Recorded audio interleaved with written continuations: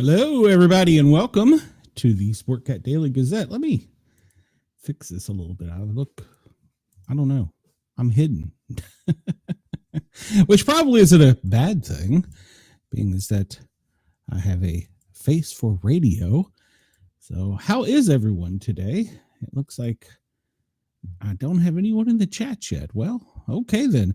Well, while we're doing that, I want to thank you to Yergs at yergsradio.com and to Rainbow Radio. Thank you, Yergs, for allowing us to tickle your ear innards there. And of course, we are live in Australia on Radio X in Australia. Good morning in Australia. Good morning, good afternoon, good day, good evening to you wherever you are in this world. I hope you're having a great day, and I hope you're ready to enjoy a show. I did discover something new today. There is something called Happy Friday. Not really sure what Happy Friday is. It's basically a slang for Happy Friday. Let's get the weekend going. And I'm okay with that. So I hope everybody is ready to have a great weekend. So as we can see around the world right now, it's currently 1:03 Eastern, Friday, March 28th. And if you look around the world here at the different time zones, we see that in Australia, Sydney, it is 4:03 a.m. In London, it is 5:03. And in the Philippines, it is 1:03. We'll be talking about them here in a little bit. So good morning, good afternoon, good day to you, wherever you are in this world. It's definitely going to be a great Friday. Well, for most of us. So let's start off here with, we talked about this yesterday and we said Happy Friday, but we want to know every day what today is on National Calendar Day. Well, today is National Something on a Stick Day, which is observed March 28th of every year, and it's for stick food. Well, I don't really know that I have a preference for stick food other than popsicles, so all right, well, so there is that. So happy National Something on a Stick Day. What is it? Jalapeno on a stick? Is that one of the that was from the oh gosh, what's his name? The not puppeteer. Well, you know, the ventriloquist. That's what I'm trying to say. Yeah, it's jalapeno on a stick. So, all right. Well, we'll start off with some breaking news, and this comes to us out of Asia, where they say that in Myanmar, there are more than 140 dead. Last count I heard was around 150. And you can see in this video that is posted on Reuters from a car dash cam, there is a skyscraper brought completely to the ground. And they said a crane collapsed just moments before that. Apparently the building was under construction, but the earthquake brought that building to the ground. So that's quite scary for most, I'm sure. Brings back some hard memories of some events here in the United States that we don't like to talk about. But yeah, that building coming down like that certainly does. So Bangkok, March 28th, a powerful earthquake has killed dozens of people in Myanmar on Friday, according to local state media. Toppled buildings, damaging infrastructure over a wide area. The quake also hit Thailand, and officials said that at least 9 people had died in the capital of Bangkok. So I'm hoping that my friend Tony is okay there. I'll have to shoot him a message. Much of the destruction took place in Mandalay, which is Myanmar's second largest city and lies only about 17 kilometers or 10 miles from the quake epicenter. The USGS, the United States Geological Survey, said the quake, which struck at lunchtime, was 7.7 magnitude and a depth of 10 kilometers or 6.2 miles. And Mandalay has a population of 1.5 million. It's the ancient royal capital and center of its Buddhist heartland. Buildings, bridges, and roads have all been wrecked. Residents and local media are reporting. State-run media say 144 have been killed, but I've already heard that's been updated to as high as 150. Somebody's quoted as saying, "We all ran out of the house as everything started shaking.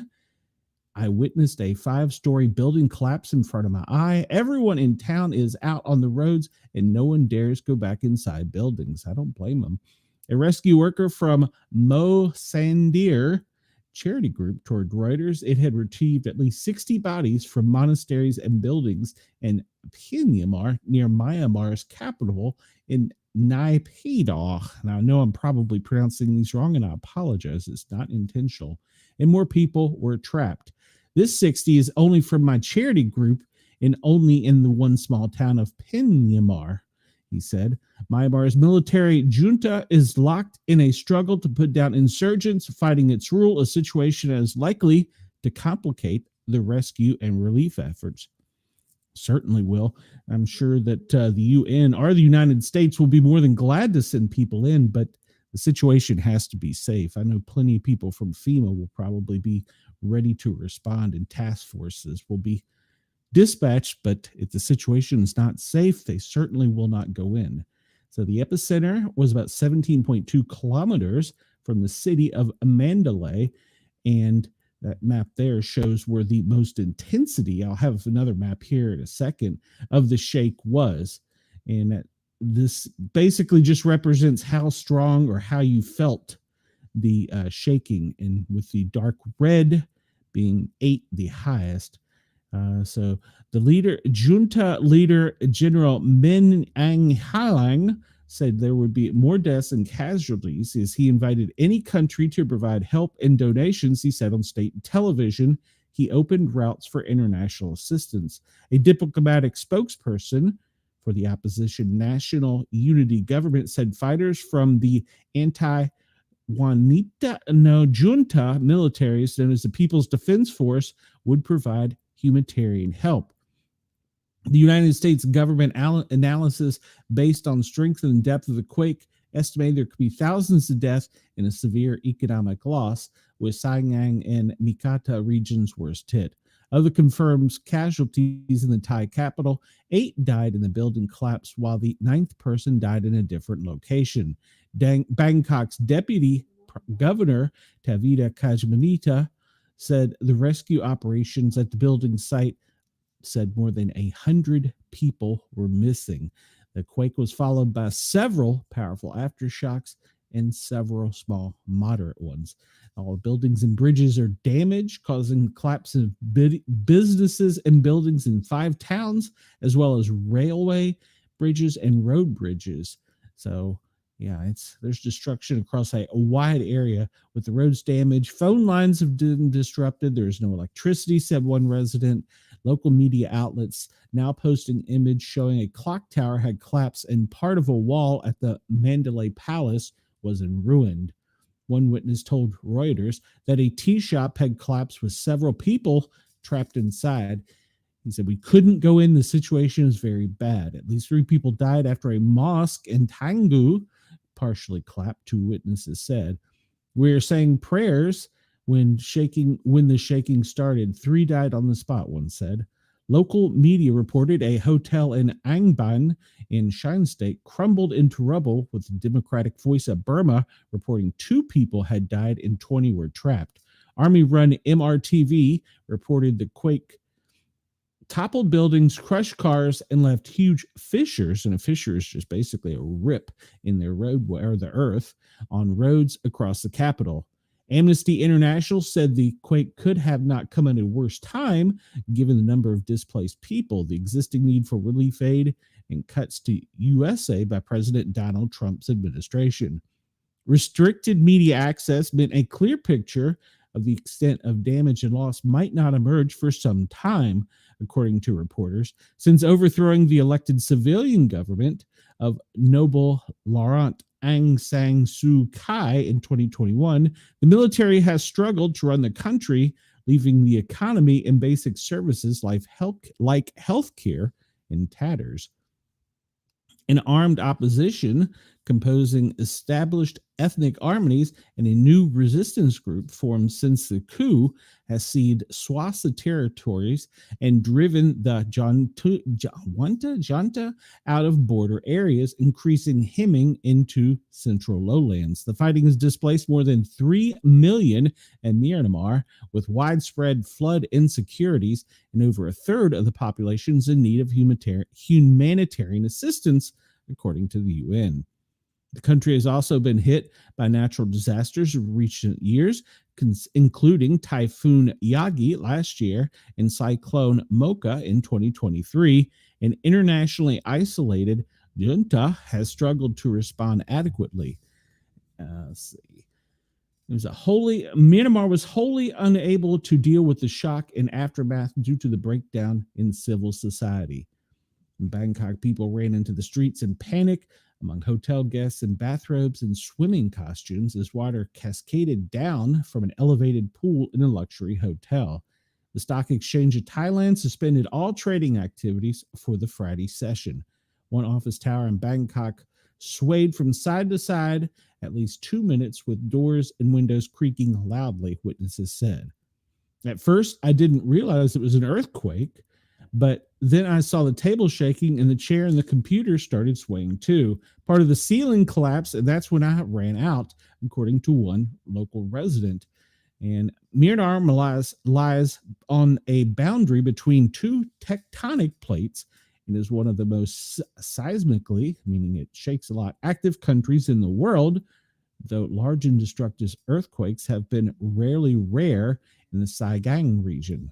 All right, so we'll show a map of the epicenter here, a little bit larger than this one, and then we will show where it is actually located in the world for those of us that are geography challenged. So here is the intensity map. You can see that it extends for some reported 600 miles. It's quite a large shake at 7.7. And we wish them well, especially to all the responders that will be going into the area from not only locally, but around the world. I brought up Google Maps to show exactly where this was. So it's located right here in this section. And you saw on a previous map how it extended out in Thailand and Myanmar, Burma, and some people were saying as far over to the west as India were feeling shaking. So no reports from China have emerged as of yet, which does not surprise anyone. So, but quite a large earthquake. We hope that they're doing well. Okay, so some other news. Australian spy planes worked overtime during nearby Chinese naval drills, but frigates, destroyers are seen as lacking, with Beijing's warship expected in Australia more often. Melbourne, Boeing P-8 Poseidon maritime patrol craft took center stage in Australia and New Zealand's joint response during a surprise appearance last month of Chinese warships, which were sailing around and encompassing Australia, while nation's number of surface combatants had been dwindling, according to officials and analysis. Responding to questions from the Defense News at Avalon International Airshow 2025, held here March 25th through the 30th, a crewman said that Australian P-8As performed high-duration, high-frequency sorties, while the People's Liberation Army Navy plan ships voyaged around the continent. The P-8 platform of the Royal Australian Air Force, RAAF, currently has 12 and can perform missions up to 20 hours long if they are airily refueled. Australia has 2 additional P-8s coming soon to the air. Commodore Angus Porter, Director General of the RAAF Air Combatant Capability Branch, at the biennial Avalon event. Poseidons of the Royal New Zealand Air Force also monitored the trio of Chinese ships, comprising of Type 054A Alpha frigate Hingang and Type 055 cruiser Zunyi, Good Lord. Type 903 replenishment ships as they sailed through the Tasman Sea. Australians and Kiwis were shocked when the Chinese ship's trio conducted gunnery drills on February 21st through 22nd, causing nearly 50 airliners to divert course between Australia and New Zealand. It's unclear whether the Chinese task group was accompanied by a nuclear powered submarine, according to local military leaders.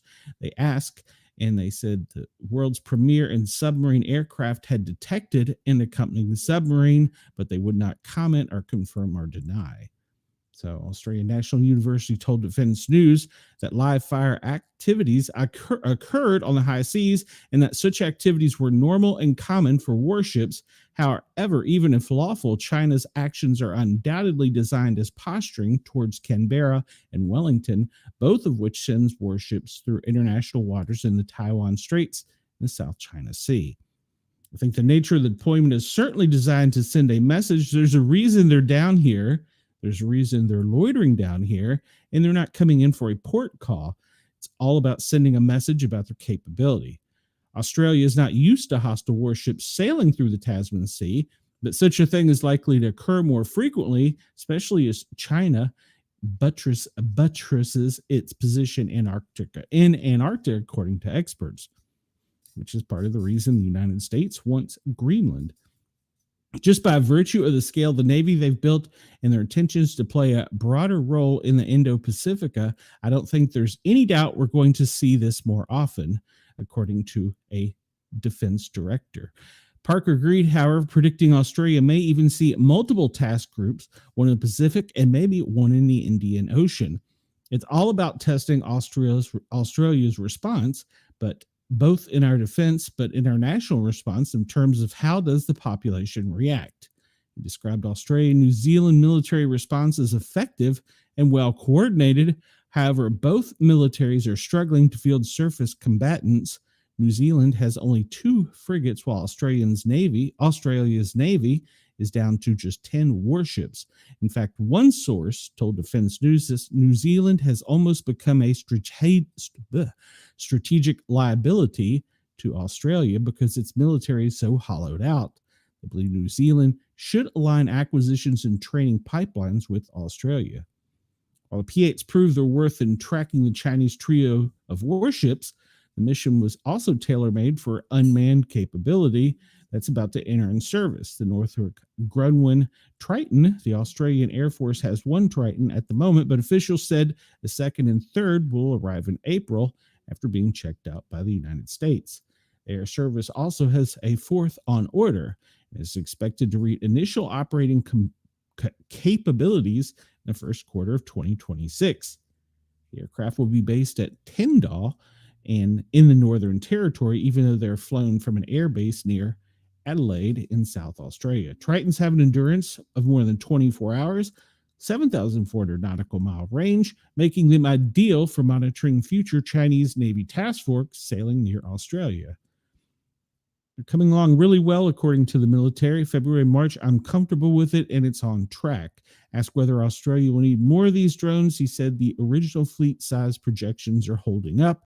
The current environment and what we've experienced recently does not change the math. The Triton is effectively going to surveil a maritime space the size of Western Australia every 24 hours for each platform. So we're comfortable with the maths, and we've done to arrive at the fleet size we have. So China is still being provocative throughout the world. Shocking. All right. And that also brings us up to another article. This comes out of the Star. Kim Jong-un inflames World War III tensions as he shows off new warplanes capable of wiping out enemies. That's a quote from him. North Korea dictator Kim Jong-un has been pictured inspecting the country's new airborne early warning and control warplanes as it soars through the sky. It's unveiled its new warplane in a series of images released by state media showcasing the aircraft's capability. The photos feature dictator Kim Jong-un observing the airborne early warning and control aircraft based on a Russian candid cargo plane while it was airborne. Additional images show Kim inspecting the plane's interior during a showcase. The aircraft is expected to play a significant role in monitoring potential threats, gathering critical information, Kim stated. At first glance, it appears that the two-tone white and gray paint scheme and lack of visible marking bears a striking resemblance to a Russian A-50 and a China KJ-200. However, unlike the A-50 and KJ-2000, the North Korean design appears to have a notable lack of antennas and protrusions typically associated with aircraft according to this type. According to the war zone, to this type. Good Lord. I don't think I can speak today. The unveiling comes at heightened tensions, with North Korea warning the U.S. and its war reinforcements to the Northeast Asia will be contained and, quote, wiped out. Meanwhile, Japan is preparing to deploy long-range missiles capable of hitting targets as far inland as Pyongyang. U.S. Marine Corps recently deployed additional F-35B stealth fighter aircraft to Japan from Arizona on March 8th. The official outlet and Korean news agency slammed the U.S. last week, branding it as a hostile and confrontational entity. The additional deployments of offensive war reinforcements to cope with contingency in the Korean Peninsula is hourly increasing the unpredictability of actual armed conflict and nuclear war. The U.S. anti-communist outposts are within the contrast sightings and striking range of forces. Any war reinforcements of the U.S. will completely contained and wiped out, according to Kim Jong-un. The U.S.'s desperate move of military's adventure tourism aimed to create military imbalances and incite new geopolitical conflict in the Korean Peninsula and Northeast Asia provide North Korea with reasonable justification and urgent need to give a tougher warning of action. Trump has reaffirmed that one of his key goals is North Korean nuclear disarmament. Good luck with that. In related developments, Japan's newly developed long-range missiles boast a range of about 1,000 kilometers, putting both China and North Korea within striking distance. This comes as Kim Jong-un debuted new missiles and boasted over their laudable combat performance as fears that countries are on the brink of World War III. North Korea conducted a test fire of the latest anti-aircraft system on Thursday to examine its performance. Kim Jong-un oversaw with members of the military, and the test apparently proved the new system was very quick and highly reliable. All right. Putin apparently has authorized a launch of new nuclear submarine carrying unstoppable Zyklon hypersonic missiles. Well, all right. So it appears everybody is just crazy to go to war. What is wrong with these people? We need more peace throughout the world. All right. So we'll jump here locally real quick, or not locally, but back to the United States, where we have seen an influx in the rise of border seizures of eggs, while fentanyl is falling. So, yeah, we're seizing more eggs. Remember, Brazil and Italy are going to be providing us with more eggs here in the United States due to the Biden bird flu crisis. With egg prices soaring due to the bird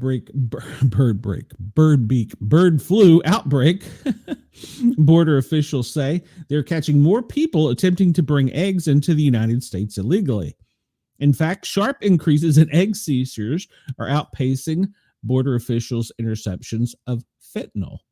U.S. Customs and Border Protection said this week that seizures of raw eggs have risen by 48% at entry points along the northern and southern borders compared to last year.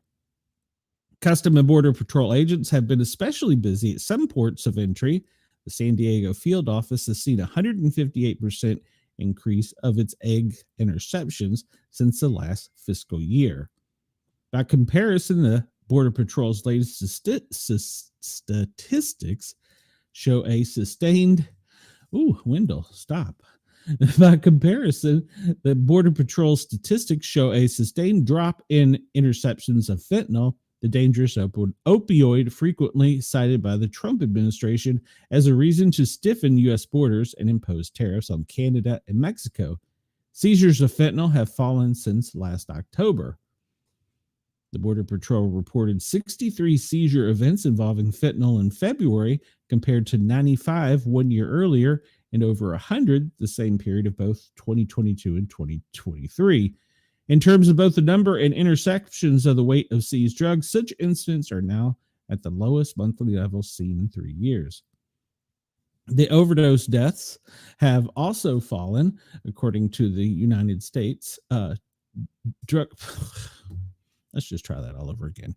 U.S. drug overdose deaths have also fallen, dropping to 84,076 last October, the most recent data available, after reaching a peak of 114,664 in August, according to predicted provisional counts from the Centers for Disease Control and Prevention.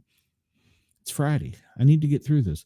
To a large extent, those cases involve fentanyl, a notorious potent synthetic drug that in 2018 became the drug most often linked to deadly overdoses. The nation's bird flu outbreak is another story. The U.S. poultry industry has been ravaged by highly pathogenic avian influenza H5N1 in a culling efforts to contain... deep breath. To contain the disease, more than 168 million birds have been affected since 2022, according to the CDC, a figure comprising commercial poultry, backyard poultry, and hobbyist flocks. The impacts have been particularly hard on egg-producing farms, leading to higher egg prices, a scenario worsened by the massive scale at which many U.S. producers operate. With large complexes holding more than 1 billion birds, it takes fewer egg-laying operations being affected by the flu to drive up the price of the eggs, according to economists. Shortages and high prices are seen as motivating people's attempts to sneak eggs into the U.S., according to the Border Patrol, and its agents have carried out more than 5,572 egg products seizures so far this year. That's according to data as of 1 March. The agency reported 15,955 seizures total in 2024 and 16,541 in 2023. Sharp increases after the 10,604 interceptions in 2022, the first year of the bird flu. The U.S. Agriculture Department is also trying to bring in eggs. The agency has reached deals with Turkey and South Korea. So we know Turkey, Italy, and South Korea are importing eggs to the U.S. for assistance. So who knows where your eggs are going to come from? We're talking about hundreds of millions of eggs for the short term, Rollins said, predicting that additional supplies would be significant enough to help bring egg prices down. Yes, Wendell, you're correct. Autocorrect on my mouth is messed up. I need to hit a reset button. The caffeine has not kicked in. So the United States is getting eggs from Italy, Brazil, Turkey, and South Korea. I wonder how that'll be divided up in in the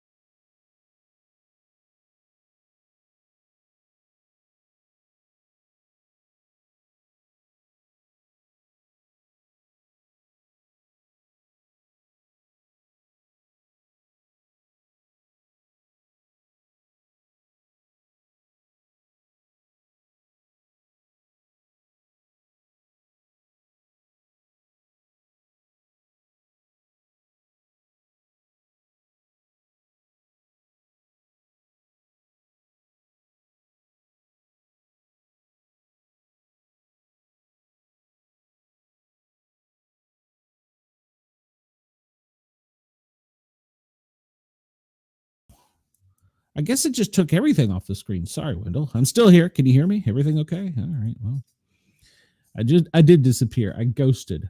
So medical disinformation connected to the West Texas measles outbreak has created a new problem. The kids are being treated for toxic levels of vitamin A. Covenant's Children's Hospital in Lubbock confirms it is treating children with severe cases of measles who are also suffering from vitamin A toxicity. They have admitted fewer than 10 pediatric patients who were all initially hospitalized due to measles complications, but have an elevated levels of vitamin A that is resulting in abnormal liver function. You have to remember, everything we put into our body either comes out through our kidneys or through our liver. So in one way or the other, it's going to affect something. HHS Secretary, Health and Human Services Secretary Robert F. Kennedy Jr. directed the CDC to update its measles guidance to promote the use of vitamin A. Kennedy, a vaccine skeptic, recommended an article published March 2nd on Fox News to take vitamin A under supervision of a physician for those with mild to moderate severe infections. I'm not sure he should be giving medical advice, but okay. During a March 4th interview on Fox, Kennedy suggested that therapies such as the use of cod liver oil, which contains vitamin A and D, were working in treating measles patients. There were reports from West Texas area that cod liver oil is in high demand, and it's a big seller at area pharmacies. But the hospital is informing the public to reduce consumption of vitamin A and has warned that excessive amounts of it may result in significant adverse effects. There is no evidence that taking vitamin A will prevent measles. The World Health Organization has administered vitamin A in Africa to reduce mortality during measles outbreaks. This is a strategy in part of the world with widespread malnourishment, and vitamin A deficiency compromises the immune system. However, malnourishment is not a problem in West Texas or in other locations where the measles outbreak has spread in the United States. More than 320 people in Texas have contracted measles in recent weeks. 40 people have been hospitalized in the state, and one child has died in the current outbreak. So, when it says, yes, you're back, that's not where it comes out. Well, how about where it is processed in your body, Wendell? Is that better for you, your Alabama anatomy and physiology? That's how it is processed. Vitamin A is processed in the liver, and you can cause severe problems for later in life with liver toxicity. So, although that we all probably could use some more vitamins in our life, we shouldn't take excess vitamins without seeking a physician's permission or under the supervision prior to taking them. So it all goes back to the theory, everything's good for you until it's not. In other words, you can take a good thing. You can even die of water poisoning. Yes, that is an actual thing, and I've seen it. So everything can kill you, and is essentially the way of looking at it. So, but yes, Wendell, you're correct. It's not where it comes out; it's where it's processed. All right, so we talk about Putin now. He has put missiles in his submarines that are hypersonic, can go anywhere and be unstoppable. He now vows to finish off Ukraine and mocks the British Army in furious rants. President Vladimir Putin made outrageous claims about the future of Ukraine and even laid into the size of the British Army or military in a fresh act of bravado despite ongoing so-called peace talks. Well, they had an agreement that they've both agreed to do, but neither side is doing. So that's not really peace plan. That's just, we're talking. Jeez. Russian President Vladimir Putin has mocked the size of the British military and even vowed to finish off Ukraine in bizarre rants while speaking to his troops. The Kremlin chief was speaking to submariners on board Russian nuclear submarine when he scoffed about Ukraine's future, making a grim prediction about winning the war. He said, "Not long ago, I said we'd grind them down, and now it looks like we'll finish them off." He went on to say that the UK is jumping on us, behaving aggressively, but their economy is, I think, in the 9th or 10th place in the world. Hence, the armed forces, 170,000 or 180,000? That's all the armed forces of the United Kingdom. Well, he's not lying. Putin also proposed putting Ukraine under external governments under the UN in a bid to end the war. Speaking to nuclear submariners, he claimed Ukraine's President Volodymyr Zelensky, whose term expired last year, lacks legitimacy to sign a peace deal. Under Ukraine's constitution, it is illegal to hold national elections while the country is under martial law. Putin claimed any agreement that is signed with the current Ukrainian government could be challenged by its successor. It came as Russia again launched fresh overnight missile and drone attacks across Ukraine. And Putin declared new elections could be held under external governments. This, he said, could be under the auspices of the UN with the United States, even with European countries, and of course with our partners and friends. We could discuss the possibility of introduction of temporary governments in Ukraine. It comes in the wake of a coalition of the willing Paris summit in which British Prime Minister Keir Starmer said of Kremlin's delaying tactics. They are playing games and they're playing for time. We can't let them drag this out while they continue prosecuting their illegal invasion. During the Paris summit, European leaders, including the UK, discussed plans for deploying troops to Ukraine, bolster security if a peace deal is struck. Russia and Ukraine have agreed tentatively to pause strikes on energy infrastructure, but quickly accused each other of violating that. Russia launched 163 strikes with decoy drones at Ukraine late on Thursday, damaging residential buildings and injuring a 19-year-old in Poltava. Drones damaged warehouses, an administrative building, and high-voltage transformers, according to a regional head. Damage to buildings and infrastructure facilities were also reported by authorities in Odessa, Kharkiv, Derpo. I really need to study my geography. In Ukraine, Russia said Ukraine struck a gas metering station in the Kursk region with U.S.-made rockets, destroying the facility.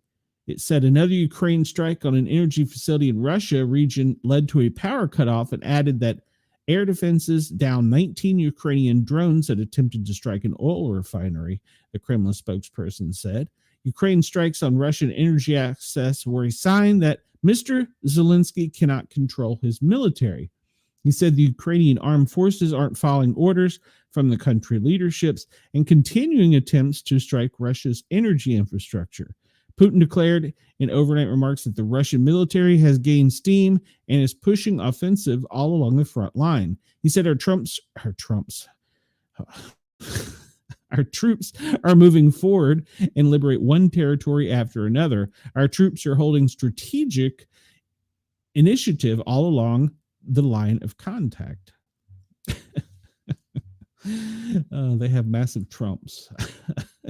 It's a big, beautiful thing. Oh, good Lord. All right. So here back in America, we'll cover a little news. Trump is asking the U.S. Supreme Court to intervene in deportation flights. It was eventually bound to happen and needs to happen. Washington, March 28th, that is today, Donald Trump asked the United States Supreme Court to lift a temporary order blocking him from using a 1798 law to swiftly deport alleged Venezuelan gang members as part of his 2-month-old administration hardline approach to immigration. The Justice Department, in a filing, asked the court to lift Washington-based U.S. District Judge James Boasberg's March 15 order, calling for a temporary halt of the summary removal of the Venezuelans, while a legal challenge to Trump's invocation of the Alien Enemies Act to justify the deportation plays out. The 18th century law historically has only been used in wartime. The Justice Department said in its filing on Friday that the case presents the question of who decides how to conduct sensitive national security-related operations. The president of the judiciary, the Constitution supplies a clear answer. The president, the department wrote, the Republic cannot afford a different choice. The U.S. Court of Appeals for the District of Columbia, we reported on this yesterday, upheld the temporary block as proceedings continued in the case. The dispute elicited Trump's grievances towards federal courts, which have had dozens of rulings impeding his agenda. Trump invoked, I don't know, Wendell. Everybody left me. It's just you. The Trump invoked the Alien Enemies Act on March 15th to swiftly deport the alleged members of the Tren de Aragua gang members, attempting to speed up removal with a law best known for its use to intern Japanese, Italian, and German immigrants during World War II.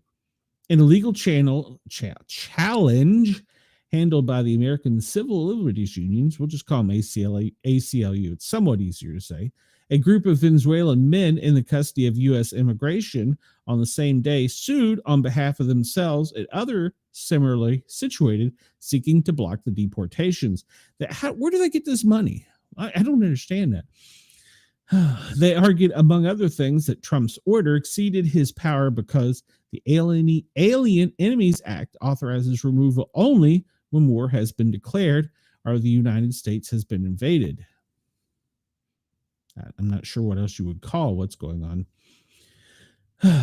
Boasberg, almost called him Blowsberg, an appointee of a Democrat President Obama, has temporarily blocked the deportations, but his administration allowed 2 planes already in the air to continue to El Salvador, where American officials handed over 238 Venezuelan men, Salvadorian authorities, to be placed in the Central America's country terrorism confinement center. The judge has scrutinized whether the administration violated his order by failing to return the deportation flights after his order was issued. Justice Department lawyers said the flights had left the U.S. airspace by the time Boasberg issued the written order and thus were not required to return. They dismissed the weight of his Boasberg's spoken order during a hearing 2 hours earlier, calling for any planes carrying deportees to be turned around. I remember one part of when I was studying law, they said the spoken word, if proven, is more powerful than written word. So that could be trouble if that is true still legally. Trump's administration has argued that Boasberg's temporary ban encroached on presidential authority to make national security decisions. On March 18th, Trump called for Boasberg's impeachment by Congress, a process that could remove him from the bench, drawing rebuke from the U.S. Chief Justice John Roberts. Trump on social media called Boasberg, who was confirmed by the U.S. Senate in 2011 in a bipartisan 96-0 vote, a radical left lunatic, a troublemaker, and an agitator. The D.C. Circuit Court upheld his order after holding a contentious hearing that involved heated language. Judge Patricia Millett told the Justice Department lawyer Drew Ensign that Nazis got better treatment under the Alien Enemy Act than has happened here. Ensign responded, "We certainly dispute the Nazi analogy. Family members of those deported Venezuelan immigrants deny the alleged gang ties. Lawyers for one of the deportees, a Venezuelan professional soccer player and youth coach, said U.S. officials had wrongly labeled him as a gang member based on tattoos of a crown meant to honor his favorite team, Real Madrid." Well, all right then. Hey, Chris, welcome back. Chris, is there something to be said about let's see if I can find this, a crown for a team in Real Madrid? One of the Venezuelan gang members, well, alleged gang members, is saying that he's only got that tattoo because that's his favorite team. Maybe we should Google that and see. I don't know what that is, but you would think if you're from Venezuela and know the gang signs and gang things, you would probably not want to be associated with them. That could be seen as, well, bad. I don't know, just thinking. All right, so Boasberg, I still have not figured out the rotation, and that's something the Supreme Court is even going to ask. What is the rotation? How do you get chosen? How are judges issued? Is there a lottery? How do they get these cases? Because Boasberg now orders U.S. officials to preserve signal messages. This is like the 4th case I think he's on. Defendants shall properly make best efforts to preserve all signal communications from March 11th through the 15th of 2025, as ordered by U.S. District Judge James Boasberg. SecDef Pete Hegseth and other top officials who were a part of the chat group on messaging platform Signal discussing the attack must file a status report by 31 March on the steps they've taken to preserve the message. The order will expire on April 10th in the event the defendant's measures are satisfactory to the court. The order was handed down after a hearing involving government lawyers and the watchdog group American Oversight sued the officials this week over the recently disclosed chat on Signal. The mid-March discussion on Signal involved Hegseth, the Secretary of State and archivist Marco Rubio, and others. It centered on strikes in the Middle East against Houthi terrorists. Its existence was revealed after an editor-in-chief of The Atlantic was inadvertently added. American Oversight said in its complaint, which was filed in federal court in Washington, that Signal is not authorized to preserve Federal Records Act, to not preserve federal records, and at least one or more of the messages sent in the recent chat were deleted, violating Federal Records Act. I don't think they're deleted. I don't think they're stored on your phone. You determine how long it is stored on your phone. You can keep it forever, or you can have it delete in, I don't know, think as early as 24 hours or as long as 4 weeks. But you can set that on it's a feature on the app. Like in my family chat, I think I have it set to basically keep all the chats, but in every other chat, I think it expires in like a month. So I think it's just something in the actual app. Okay. All right. An attorney for the government told the judge during the hearing that the government was certainly looking to fulfill its obligations in regard to the chats. The attorney also said agencies were looking to preserve the records they have, and that an order by the judge was unnecessary because the government was already working towards that goal. She cautioned the government was still in the process of determining which messages it possesses. U.S. government lawyers had said in a filing to the judge that American Oversight's allegations that officials have not taken measures to prevent the destruction of Signal messages and therefore violating the Federal Records Act is not reviewable by the court under current precedent. Even if the claims were reviewable, it is belayed by defendants' declarations submitted herewith. That declaration established the defendants are taking steps to locate and preserve the Signal chat, and at least one of the agencies has located, preserved, and copied into a federal record-keeping system a partial version of the chat. The case was assigned to Boasberg, who recently blocked the government from deporting suspected, confirmed members of the gang Tren de Halagüe under the maritime wartime law that Trump invoked, using authority to take them out. The assignment was random, according to the U.S. District Court of District of Columbia. It was random. Nothing is random. That's like saying in the legal world there's chance. Nothing is random. That was not random. So all right, so we'll continue this and then we'll hop into our normal stuff because, well, this just gets boring after a while. But this question is asked by the military leaders: when are classified war plans neither classified nor war plans? It's dumbfounding to even contemplate an argument that this would not be classified, said National Security Attorney Mark Zeed. Yeah, random. I agree. I don't know.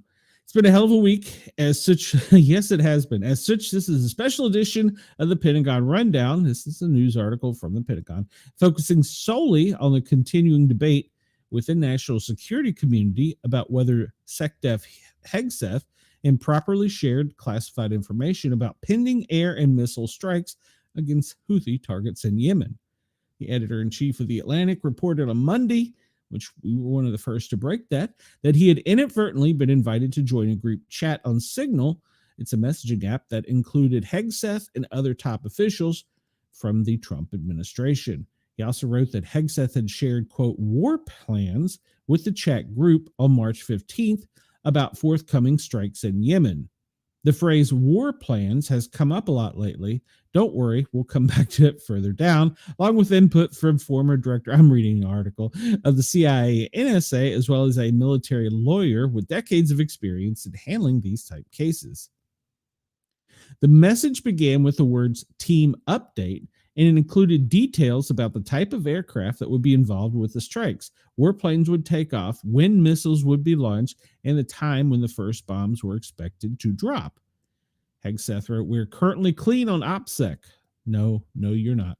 No, you're not. Referring to operational security, and has become a meme and a fodder and even a brand of hand sanitizer. Interesting. It's probably dirty hand sanitizer. Since the story first broke, Hegseth and other Trump administration officials have furiously argued that the information about the strikes was not classified and did not constitute war plans. So let me get this straight. Hegseth posted on X Wednesday. The Atlantic released the so-called war plans, and those plans included no names, no targets, no locations, no units, no routes, no sources, no methods, and no classified information. Those are some really shitty war plans. Speaking to reporters on Wednesday, Hegseth appeared to confirm the authenticity of the messages cited by the Atlantic. My job, as it said atop of that, everybody has seen it now. Team update is to provide updates in real time, general updates in real time, keep everyone informed, Hegseth said. That's what I did. But the attorney, Mark Zaid, said he is not persuaded by Hegseth's argument that the information about the strike shared in the chat was too vague to be considered classified. Even if they never happened, it still would have been classified for a period of time without a doubt. They were planning this strike on that specific day with those specific aircraft at that specific time, which could give a window into future operations. This attorney has decades of experiencing litigation, Freedom of Information Act requests for classified information. He said he has no doubt that the information about Yemen strikes was classified at the time it was sent. It's dumbfounding to even contemplate an argument that this would not be classified. It's reminiscent of the end of The Wizard of Oz. I can't believe they're quoting The Wizard of Oz in a court briefing, where the wizard is saying, don't look over at the man behind the curtains when you're staring right there at him. While Hegseth has the power to declassify information, he said he believes it is not realistic to do that. He did so before sending him messages about the Yemen strikes. Why in the world would the SecDef ever declassify sensitive military and operational plans when he thinks he's discussing it with only his other principals? He said, if they want to say it's now not classified because they declassified it, that's a separate issue. But it's laughable to say he declassified it before he was even sending it as part of a secret text conversation that no one in the public was ever meant to see. That's confusing in itself. Yep, basically, Chris, 4 more years of the legal battles of bullshit. Why can't we all just get along? Oh, mercy. So we're going to continue on. I don't know why. Retired Air Force General Michael Hayden, who led both the CIA and National Security Agency, has told us that he is convinced the information Hegseth shared before the strikes was classified and perhaps may even have been top secret. Top secret is a classification given to information that, if disclosed without authorization, reasonably could be expected to cause exceptionally grave damages to the national security. That's the legal definition. If an adversary had obtained that information Hegseth shared before the strikes, it is possible the U.S. military forces could have suffered casualties as a result. That said, this is going to happen. They talked about the drones and everything. They were naming the weapons. When I was a CIA director, we have a lot of drones. I didn't talk about them on the telephone. If Trump administration officials had been using a signal chat for the past 2 months, it is possible that Russia and China have already intercepted sensitive information sent on the messaging app. he stated, noting the NSA warned its employees in February that Signal is vulnerable to being exploited by U.S. adversaries. Well, they might be getting my family chats. I don't know. Hayden said he spoke with members of the U.S. intelligence committees who are appalled by his revelations, being the Atlantic editors, Signal chat group. The president, the vice president, the SecDef, Secretary of State, all of them are saying, oh, it's okay. Nothing to see here, he stated. Well, let me ask you this. We live in a world where everything is real time, right? So if you were on X and you were following breaking news and people in Yemen were reporting it, would it still be classified because then it's public source? I don't know the answer to that, but it seems to me we live in a different world now, so it is quite possible. But like everything else, a lawyer or a judge is going to have to define that. All right, we'll continue on with a little USA news before we jump into our normal stuff. Police have made an arrest in recent domestic terrorism attacks against a Tesla collision center in Las Vegas, Nevada, where several Tesla EVs were fully engulfed in flames. Authorities have arrested 36-year-old Paul Kim on Wednesday on charges including arson, possessing an explosive device. This is according to a report by KLAS Channel 8 News Now. He is accused of executing a targeted attack at the Tesla Center last week, which resulted in 5 damaged vehicles, including 2 fully engulfed. Police also revealed that they believe the person who set the fires is the same individual who fired gunshots into the cars. As Breitbart News reported, the attack prompted the FBI to investigate, while authorities said the assailant had used Molotov cocktails to carry out the endeavor. He used what appeared to be multiple Molotov cocktails and firearms to conduct his attack, according to the Metropolitan Las Vegas Police Department and Assistant Sheriff Dory Korean. He used the word resist and was spray painted on the front doors of the Tesla Center. It remains unclear which clues or leads authorities picked up on to lead to his arrest Wednesday. The suspect was reportedly due in court Thursday afternoon. Notably, nearby Las Vegas Tesla attacks arrived amid a slew of other terrorist attacks against Elon Musk and his company. On Friday, firefighters rushed to extinguish a fire blazing in a Tesla charging station in Fargo, North Dakota. It is believed to be intentionally set, according to the city's battalion chief. On the same day, Las Vegas Molotov cocktail incident, 2 Cybertrucks at a dealership in Kansas City caught fire, with investigators suspecting it to be arson. This weekend, arson has doused a Tesla EV with gasoline and set it on fire in Seattle, and police said the suspect poured it on a Tesla Model S sedan and lit it on fire before running away. A few weeks ago, 6 Cybertrucks reportedly spray painted with profanity and swastikas at a Tesla dealership in Linwood, Washington. A man who claims to identify as a woman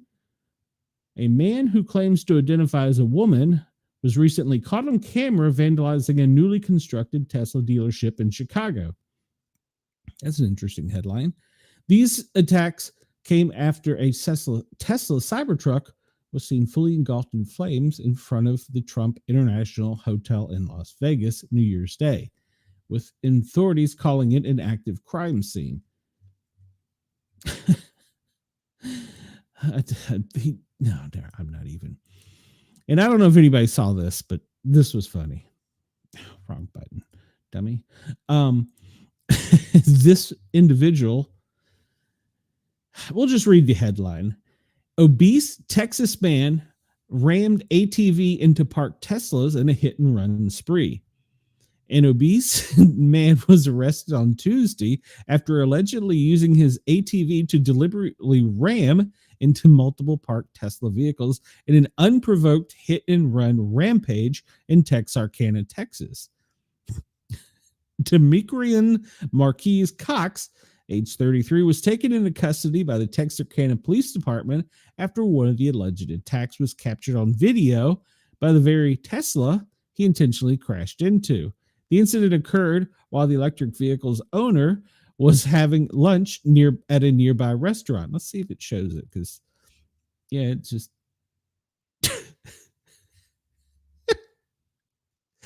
you can't. You just can't with some people. I mean, really?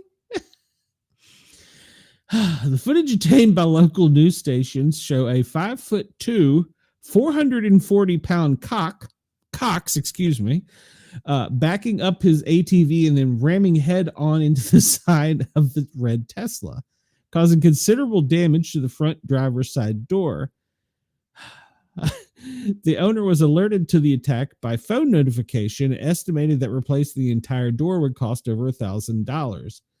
Police were also called to an area after receiving reports of a second Tesla being damaged at a nearby Lowe's. Officers stopped Cox after a mile south of the Golden Palace, with one officer recognizing him from the video of the buffet restaurant. Did this at a buffet restaurant? I can't. He did it at a buffet. Was he kicked out? Okay. And the initial interrogation, Cox allegedly has provided false name and claimed to be someone else, but police weren't fooled by his cockery demeanor and proceeded with the arrest. Oh, they got him at the buffet. Based on what they had seen in the video, they knew how, for a fact, that he was the one who at least hit the initial Tesla, said the Texarkana public information officer.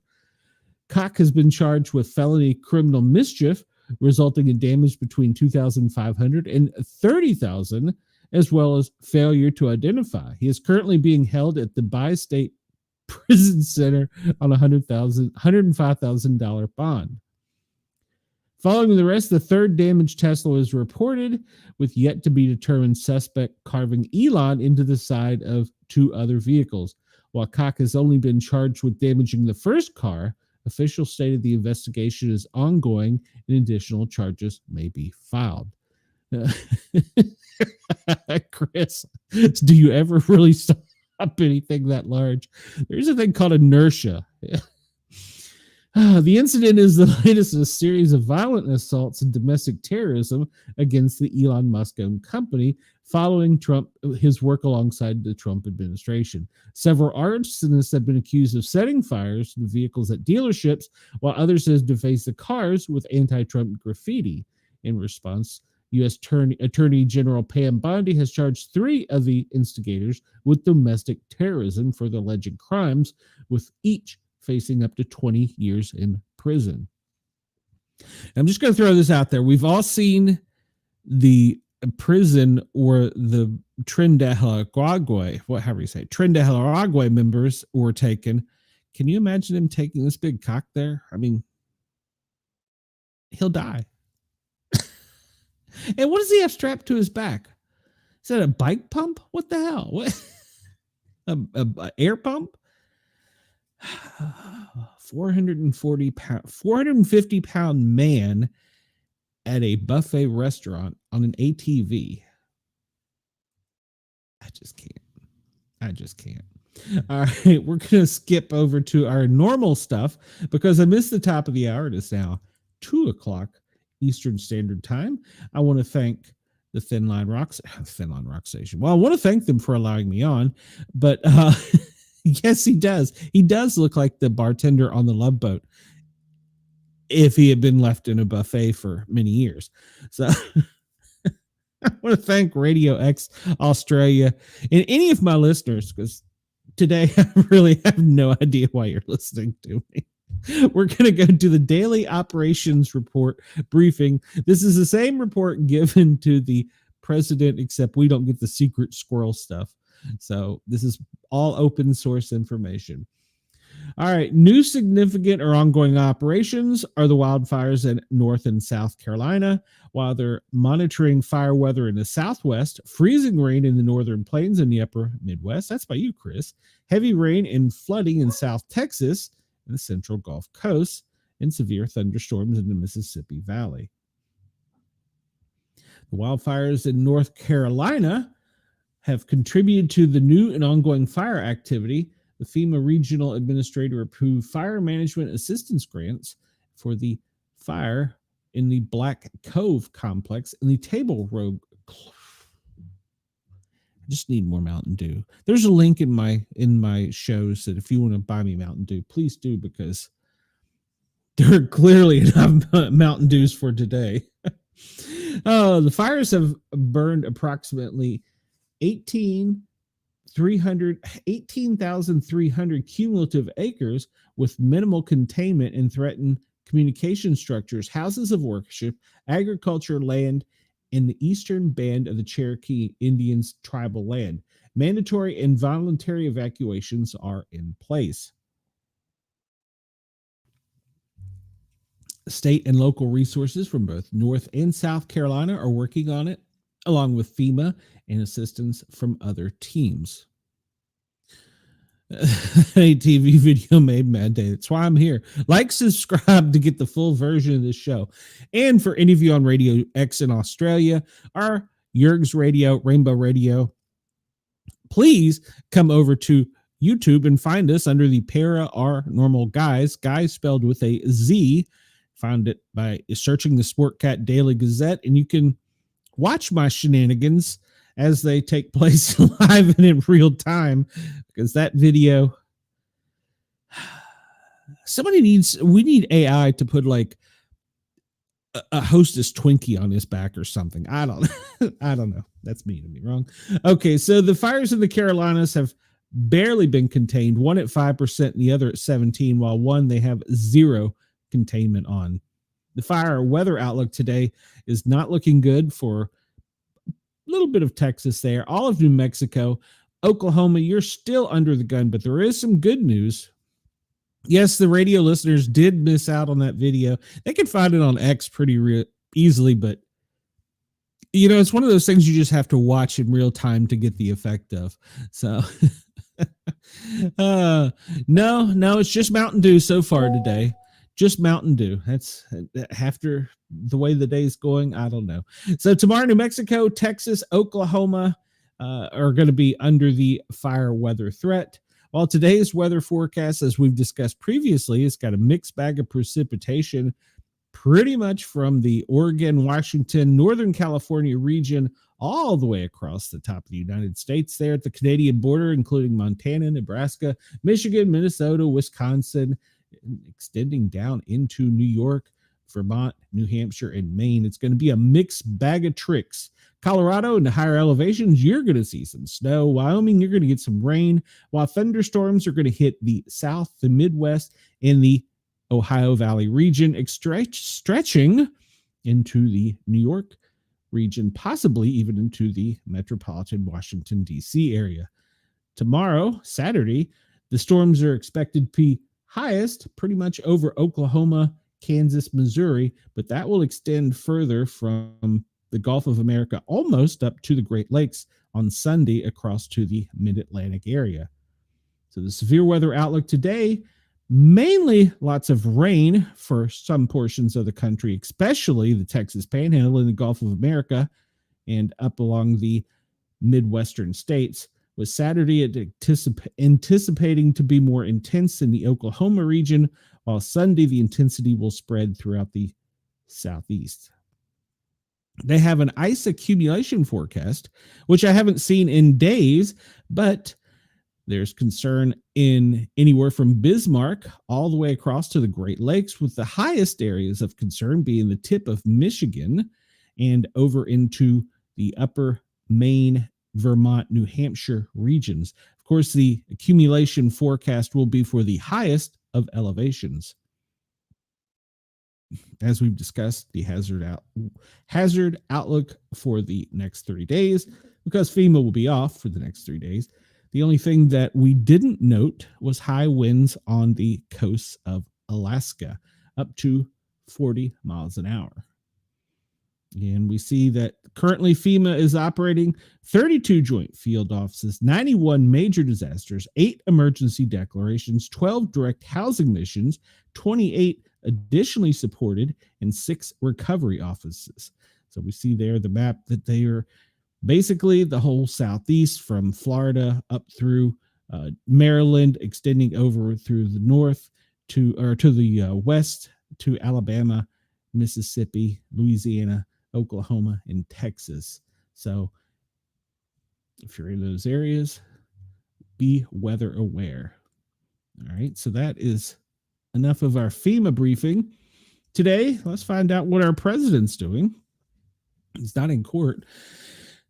He had there is always a 9 a.m. pool press camera call time. In other words, the press has to be in there at 9 a.m. 12:45, the out-of-town pool call time. In other words, the people who are going to travel with the president. At 1 o'clock, 1300, the president participated in a swearing-in ceremony for the university. Good Lord. For the U.S. Attorney of New Jersey. At 2 o'clock, 2 o'clock today, the president, and he has already done it, has departed White House en route to Joint Base Andrews. At 2:10, just a few moments ago, he is expected to arrive and board the plane. At 2:20, he departs en route to Palm Beach International Airport. We'll look at the director NOTAM where people can't fly around it. And the president will arrive in Palm Beach at 4:25. And at 4:35, he will go to Mar-a-Lago. And at 4:50, he will be in Mar-a-Lago, and there will be a lid called. In other words, the day is done. So the president will be traveling to his home in Mar-a-Lago this weekend, probably to do some golfing. Let's look at something here. We said that he was going to depart when? He was going to depart Andrews at 2:20. So he should theoretically, he should be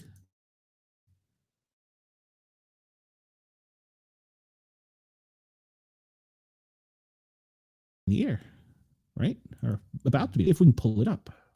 We'll pull up the air traffic.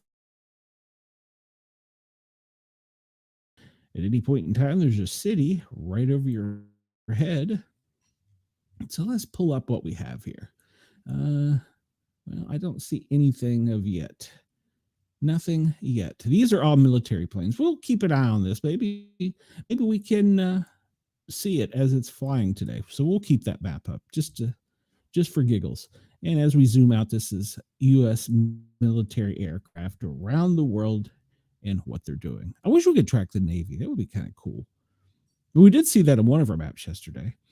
All right. So the National Weather Service, this is their daily briefing. Nothing new to report here. Like this full screen. There's nothing in the Atlantic or the Pacific of concern as far as tropical weather. And we're not quite into hurricane season yet, but it is a concern as we are approaching it. And nothing else significant. The drought outlook has not changed. And that's pretty much remained the same. So we will skip through that. And let's hop over here. This site is called Zoom Earth. And we look in on our friendly neighbors down under. And we see that Storm Diane is taking a turn. It's a Tropical 1 cyclone and is coming ashore right around Broome, probably a little bit to the northeast of Broome. And there's a lot of the cone of uncertainty shows that it will be traveling inland. And by Saturday, it will be well inland and it will be decreased to a tropical low, but it will still have winds of up to 30 miles per hour. So that is for Australia. That is their current concern in Western Australia. We'll pull up the radar real quick here. And we see along the coastlines of Australia, there is pretty much spotty showers, some heavier ones in New South Wales, down around Sydney, Melbourne, and up around Brisbane. They're still recovering from the flooding from the last typhoon, and I'm sure that Typhoon Diane will not be helping them any. Anticipated precipitation amounts along the coast of Western Australia in the north to the west. Hey, I like this map. I never noticed that. Look at that, Chris. It's got rain showers on it. There you will be able to, you see the rain intensifying around the center of the typhoon with heavier accumulations along the along the shore of northern Australia in the Northern Territories. And then you look down here and we see heavier accumulations, Brisbane and the Gold Coast down into Sydney, New South Wales. So that's pretty neat. I never realized if you zoom in, you see the actual rain showers.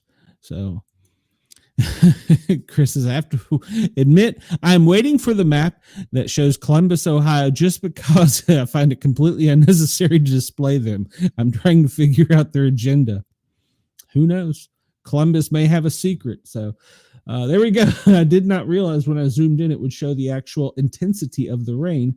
And here we have Courtney, which is like a cyclone at 125 miles an hour. She is currently a category 4. If we zoom in, she's got a nice tight center core with a heavy rain band and high winds. And we see that she is expected to travel into the Indian Ocean.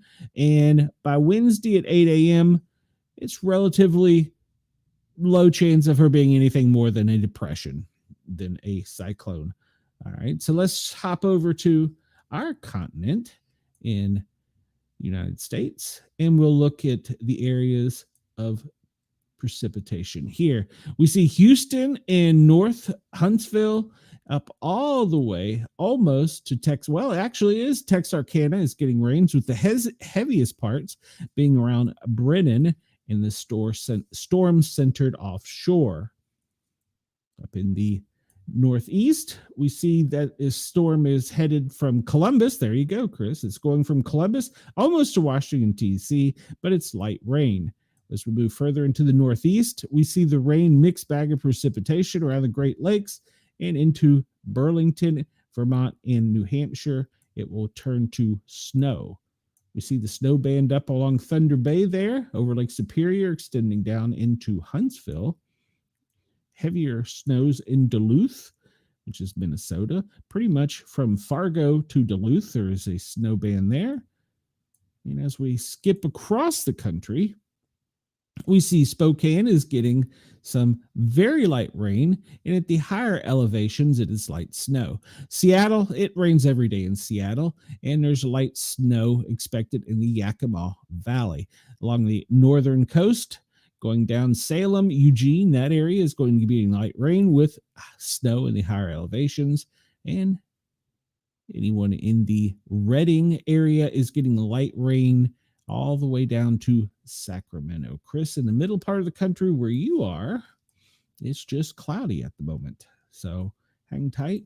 There is no tropical depressions in the Atlantic and none in the Pacific that we are concerned with at this time. And let's hop back down to Australia and take a look at the wind map for them, this wind map, and see what it shows us. And it shows us that the storm Diane, which is still a category 1, is really drawing air off of the entire western coastline from the south to the north and pulling it inward. As it is also pulling it from the Northern Territory as well, from the coastline of South Australia. It's pulling in the moisture from there with some winds. And currently it's showing, let's see if we can go here to the highest wind speed.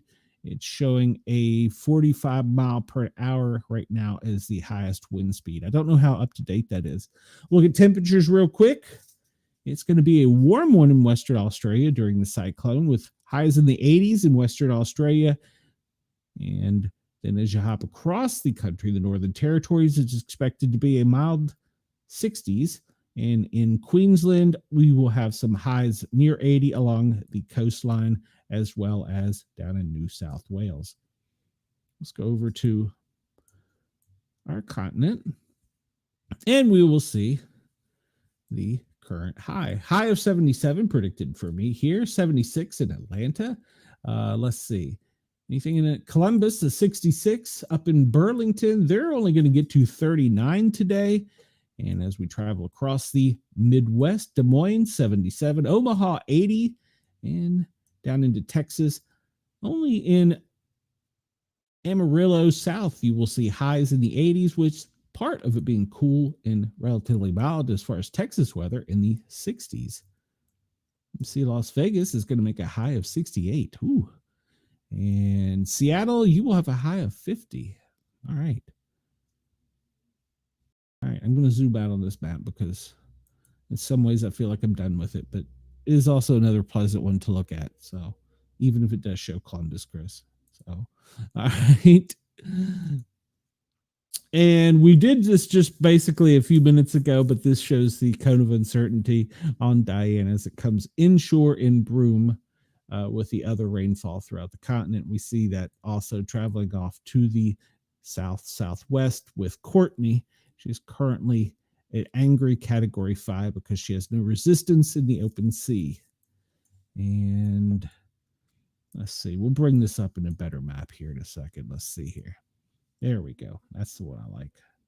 So this map is brought to us by GMA. It shows specific alerts for the United States. We see there's red flag warnings here. And where are we at? We are in, zoom out a little bit, Oklahoma, of course. And then special weather statements across the Midwest. That's probably for air quality, with intensities of storm being currently the highest up just north of Columbus, Chris, around Toledo, and down in West Virginia, where Cheyenne is, there's a strong storm. Other precipitation is off the coast. This down here, there's a tornado watch currently off of the coast of South America in Texas. As that storm comes inland, there's a tornado watch currently and a tornado warning. We have a tornado warning currently. We'll pull this up in our warnings map in Sabine, Louisiana. So they've got a tornado warning for one supposedly on the ground. So be weather aware, have your weather radio ready to go, and be ready. As we zoom out here across the country, we see other red flag warnings in Texas and New Mexico, as we discussed. And Gale Coast advisories along the Pacific coast. And small craft advisories in the Gulf of America. And we'll zoom out a little bit more. And will pretty much show us the exact same thing. The tracks of Courtney and Diane, where the rainfall and aggravated storms are. All right, so we'll leave this map. Go over here to weather warning. And what do you want to bet? I'm going to update this. What do you want to bet? Andy has done a test again. Anybody want to take bets? Oh, boom. First one up. Why did they? All right, so we have the severe thunderstorms warnings in Louisiana, special weather statements in Texas.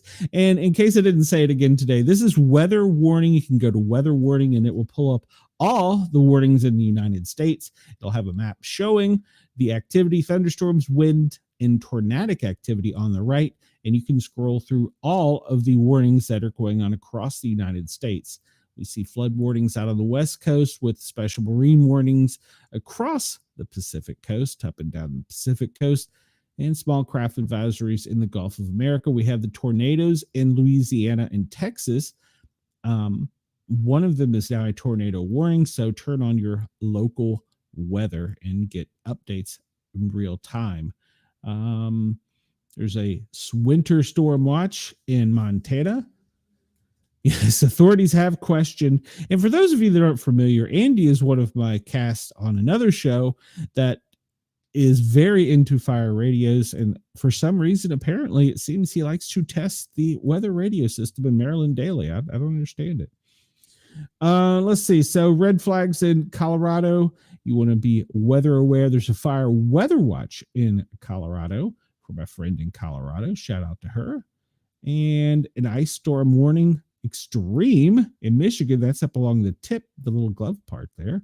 Actually, I think it's to the part that you can only access through Canada.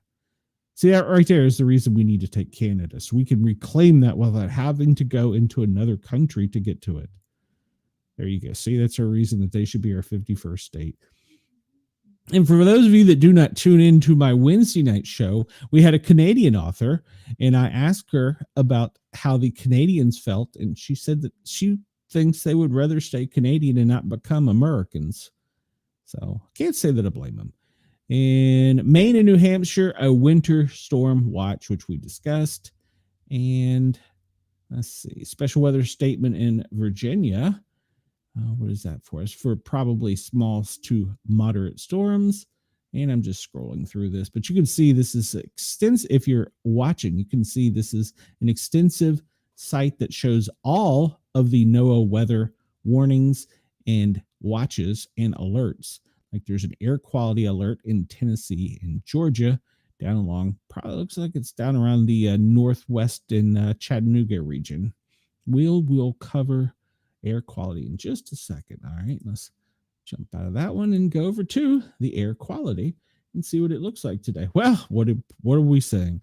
Right there along the border of Chattanooga, Georgia, just the tip of Alabama is extreme air quality, and Knoxville is moderate. Atlanta dropping down into there is still moderate. For my friends in Birmingham, all the way down to Montgomery and Columbus, there is some pretty sensitive extreme weather going on.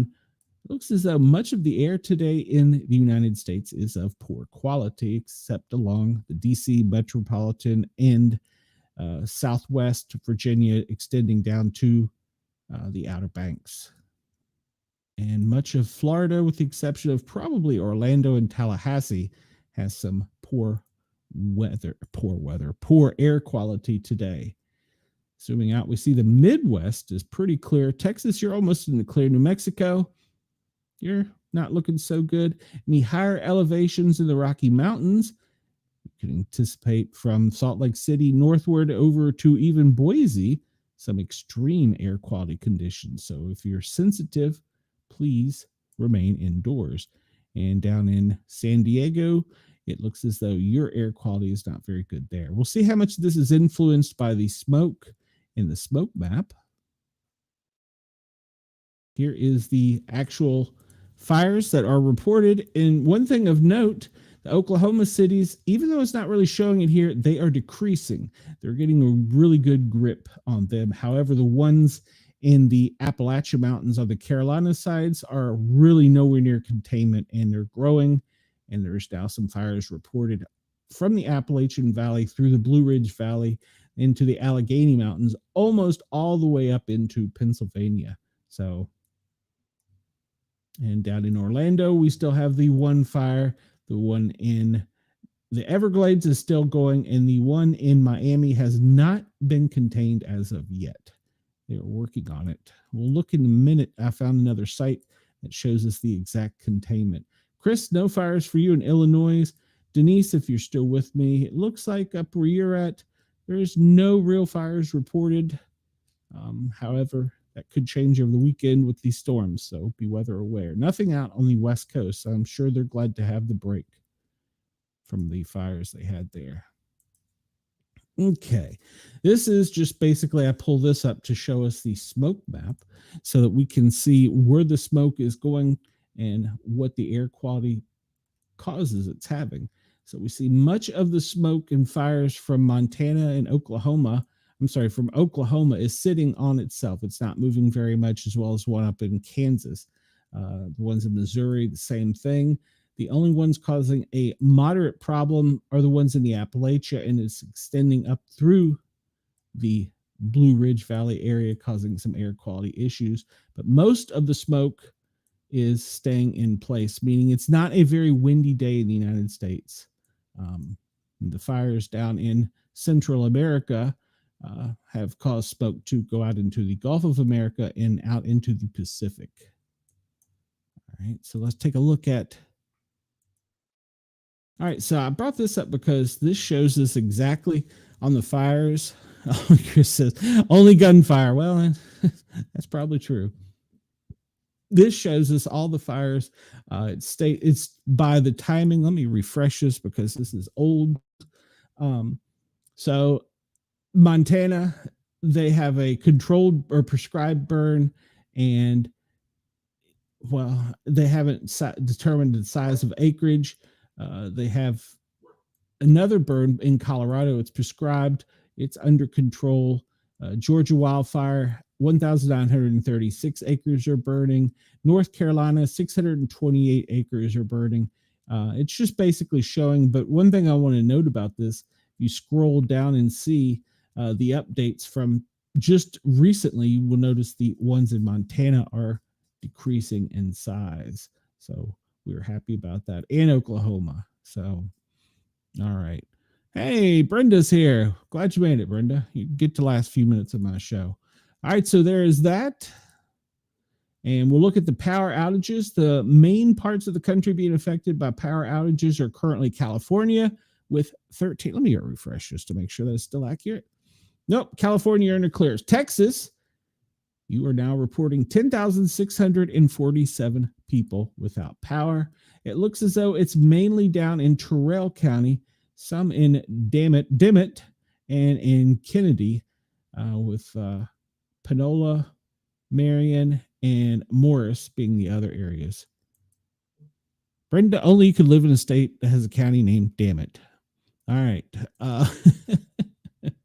It's a joke. It's really named Dammit. All right. We look at the real-time lightning map. This shows us in real time the intensities of the storm. Right now, right along the Corpus Christi, Victoria area, you are getting hammered by that storm in excessive lightning. And then a little bit to the northeast up into, Beaumont North is experiencing pretty much all around Houston. Offshore, if you're on a oil rig, you probably should stay indoors right about now. And, I don't see for that. Well, I guess it would be this cell here, the intense lightning where they had the tornado warning, but that looks to me that it's not Louisiana. I mean, I guess it is, but it's right there on the border of Louisiana and Texas. So that storm right there could potentially have a tornado in it. The other activity is up in Little Rock. It's not as extreme as your neighbors to the south, where they're getting hammered at the moment. Right now, West Virginia, you're getting hammered by a thunderstorm. And we can see the lightning there in Harrisville, extending west to Parkersburg. So they're getting some intense lightning. And let's see where we're here. Up here in Fort Wayne, north of Fort Wayne, and pretty much extending almost over to the Great Lake there. A little band with some severe lightning. Chris, nothing up for you around there. There is a small front up in Michigan that's got a little bit of activity, a little bit of energy to it up in Michigan. But that is right now currently the lightning map. Let's see. I never remember daily. Does this cover Australia? Yes, it does. And we see the intensity right now where the cyclone is located is where the most intense lightning activity is. But it looks as though Western Australia on the coastline right there joining Northern Australia is where the worst lightning activity is. There's some other sporadic activity throughout the continent, but that is where the worst is. Somebody hasn't hit the thumbs up button. Well, everybody needs to hit that thumbs up button, please. I need everybody to hit that thumbs up button. I need you to like, share, subscribe. And while you're at it, on all the other channels, Radio X in Australia, Yerg's Radio, and Rainbow Radio, come over to YouTube and find us, the Paranormal Guys, spelled with a Z. Chris said that he got hail at 3:30 a.m. and he was not happy. I wouldn't be happy either. So, and thank you, Brenda, for hitting the thumbs up button. We'll just scan through the allergies, and pretty much it's the same as yesterday. It's only going to intensify in the south, especially today from the Atlanta region all the way up to the Outer Banks is where that tree pollen is going to be the worst, and the other pollens will be getting worse with it. For your aches and pains, Chris, you might be... No, thanks. I don't have time for you today. Chris, you might be experiencing some aches and pains. It looks like that region there, the Great Lakes region, all is experiencing some intense pain. Down in New Mexico, some intense pain levels down there, and probably up into Maine. So there you go. Wendell, did you hit that thumbs up button? I need to know. Asking for a friend. All right, so here's our favorite map. I'll pull this up for everybody. This is our favorite map with the exception of Brenda, because she does not think it's a marble. We can see the AI wind flow. You can see there that most of the activity is centered off of the mid-Atlantic region, with that front just drawing in air all across the Atlantic, really pulling energy out of the Gulf of America. Wendell says he always hits the thumbs up before he gets in the chat. Well, thank you, Wendell. It is much appreciated. Off the Pacific, really the coastline is the windiest. The mountains of Colorado are going to be extremely windy today. And along some of the, I don't know, was this Ohio, Chris? Along in the Midwest, extending up into the Great Lakes, is that energy that's being pulled from this depression right here. So it's really pulling from the Atlantic down through the Gulf of America back across the center of the country. That's where the most wind is for today. We'll look here in a minute and see where the windiest section is. Let's hop over here and to the down under, not that far down under. Let's look at how tightly formed that wind band is along that cyclone that's going to spin out into the Indian Ocean. It's pretty dang windy. If I can get a top speed there. They're estimating around 92 miles an hour. 127 as you get to the center of that cyclone. Goodness gracious.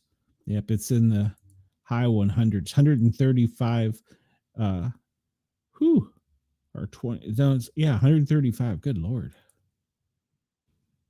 All right. Let's go over here to Australia and look at Diane and see the wind speeds. Estimated 68 kilometers an hour. So it's still pretty tight, and it has not made it inshore too far, but it's still got a pretty tight center with some high winds. So be weather aware in Australia. That is a nasty looking little cyclone. Yes, Courtney is very tight. She is that is a very well formed storm. There's lots of energy in that right there. I mean, that is, luckily it is drifting out to the Indian Ocean and won't affect anyone. So yeah, that's nasty. For those of you that are missing this on Rainbow Radio, Yerg's Radio in Australia, Radio X, you can come over and check out the AI wind map and see how tight Courtney is. She's pretty tight. All right, so hold on a minute. Let me make Brenda happy here and put the world on a plate. So you can see the entire, or the flat earth, whichever way you want to look at it, winds across or around, whichever way you look at it, the world. And we see that cyclone is just really nasty looking. Yeah, it's just nasty. All right. We'll stop making Brenda happy for a minute. And let's see. We can go to the currents, or no, let's go to the waves. See what the waves are looking like around that nasty storm.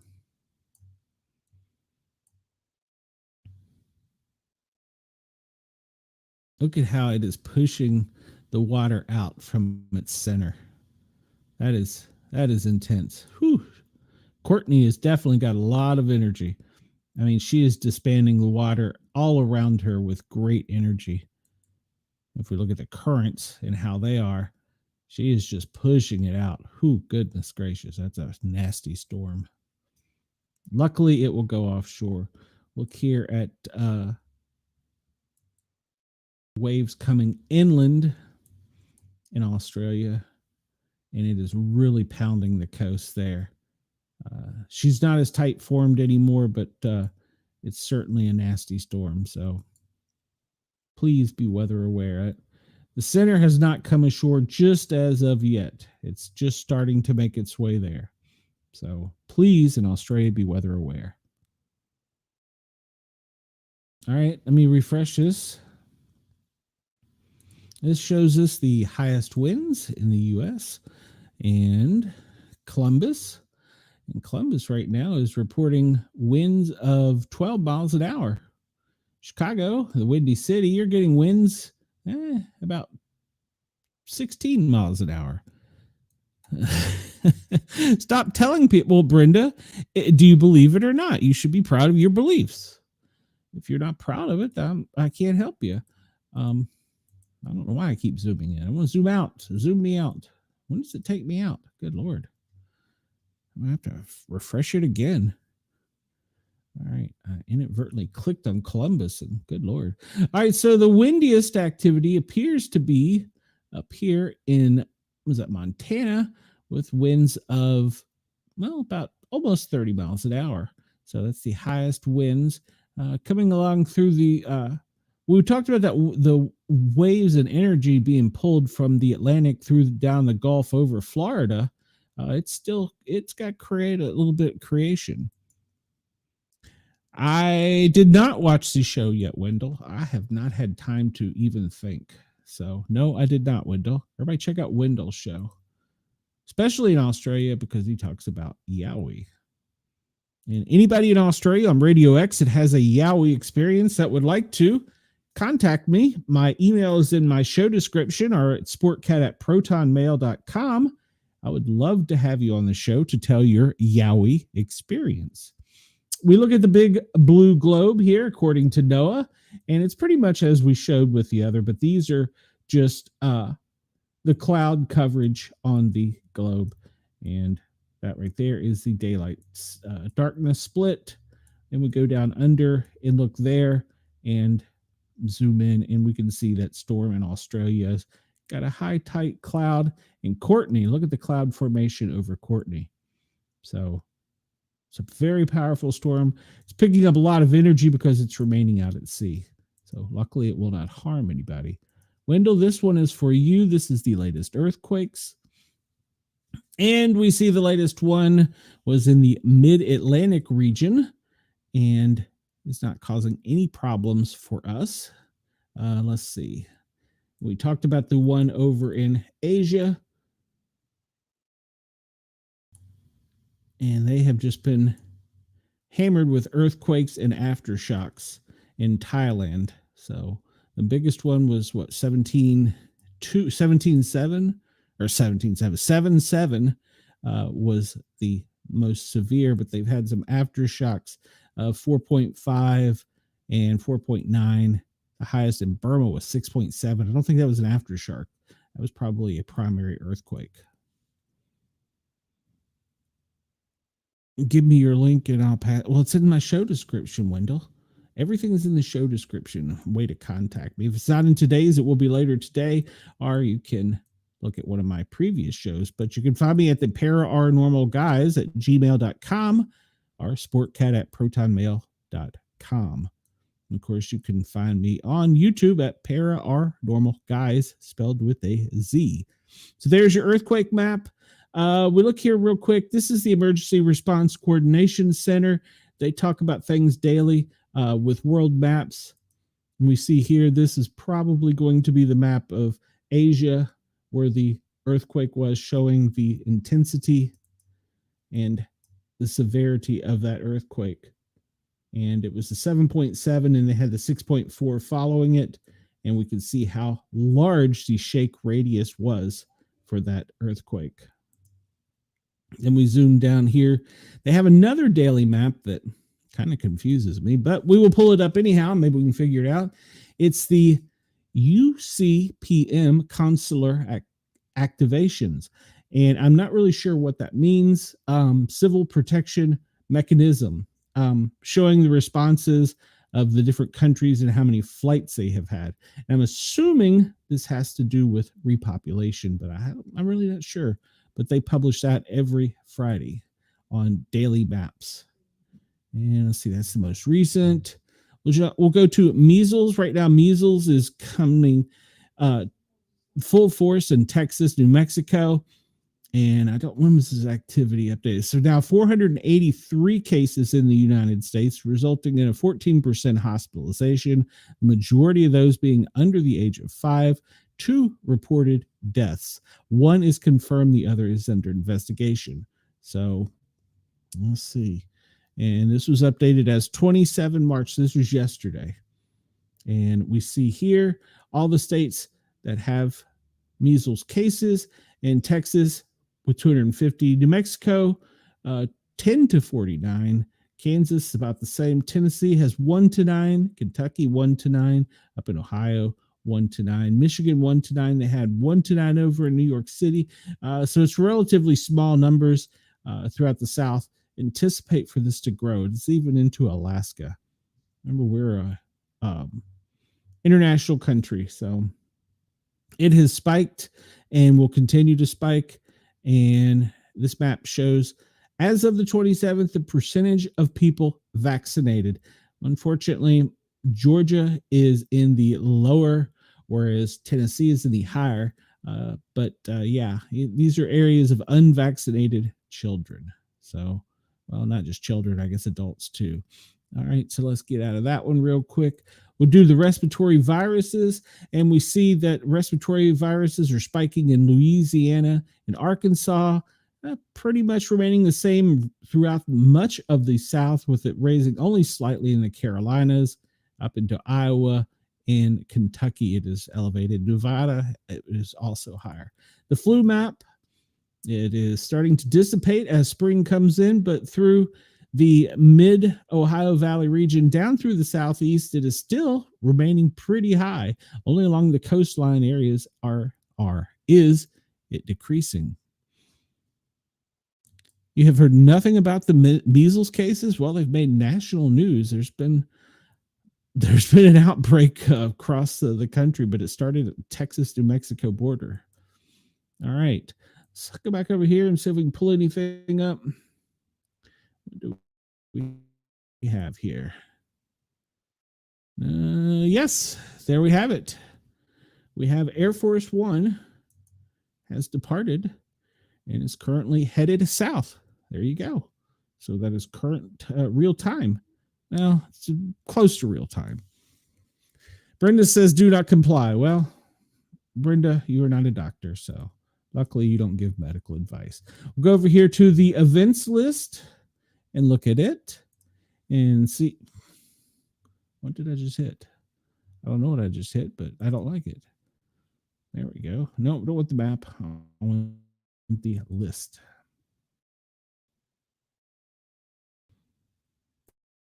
The list, please. My computer decides to run slow. Brenda says that her doctor doesn't know anything about it either. Well, then your doctor needs to read AMA things. All right, so we're just going to go through on events reported either overnight or today.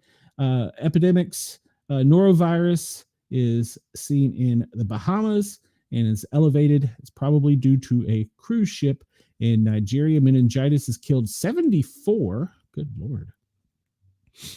In epidemic hazards, we see in Haiti, they have cholera in Haiti.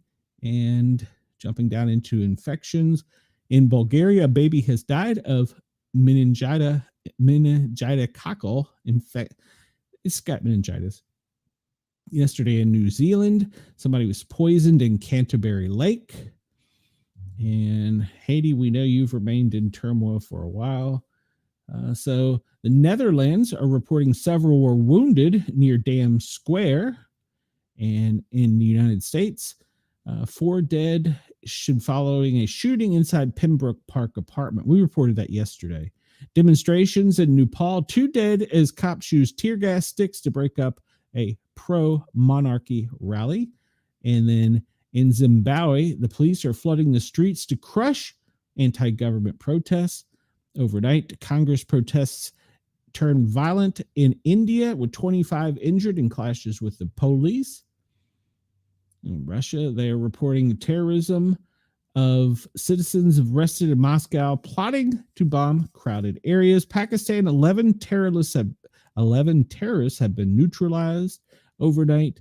And let's see, we talked about that.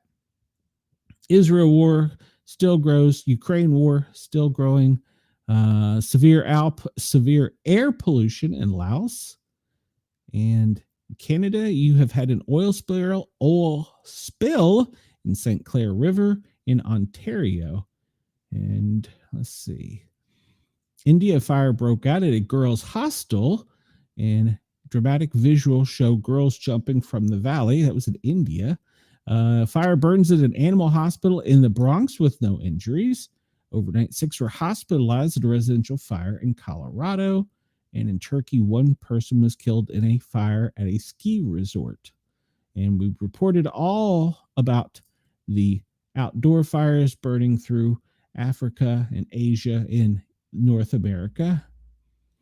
An avalanche in Kansas. We talked about that yesterday. In Pemberton. Earthquakes we've covered. There's been a lot of moving and shaking going on in the past 24 hours. And let's see here.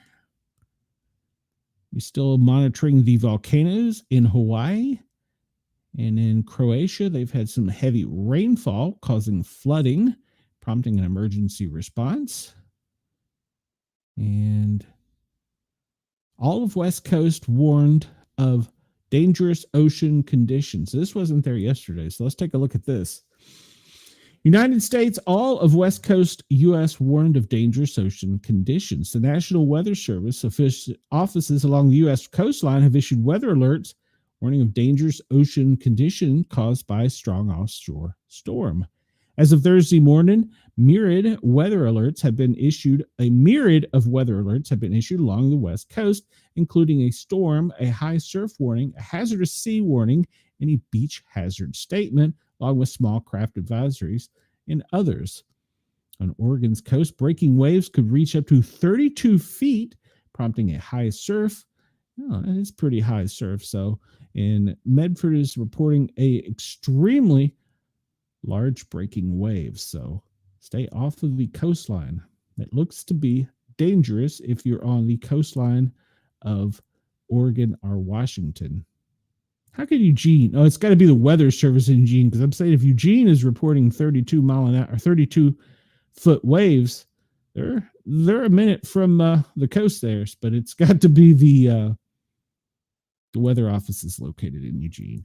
All right, so we'll get back to that in a minute. And let's see.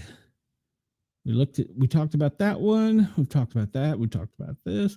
Nigeria, 34 hospitalized due to heavy metal poisoning. It's in Africa, Nigeria. And in Belgium, disaster planning calls for EU households to prepare for 72-hour survival kits. Now, that should be an alarming warning to America. Belgium is telling its citizens, its households, to prepare for 72 hours. In other words, for 72 hours, you will not have any assistance from the federal, local, or state agencies. That should be a warning to America. That's in Europe. There's something going on they're not telling us there. Let's see. We talked about the Mediterranean Sea with the fish capable of biting off fingers. That was an ugly, scary-looking fish, but that's interesting. Let's just pull it up. Why are they calling for that? Do they say why?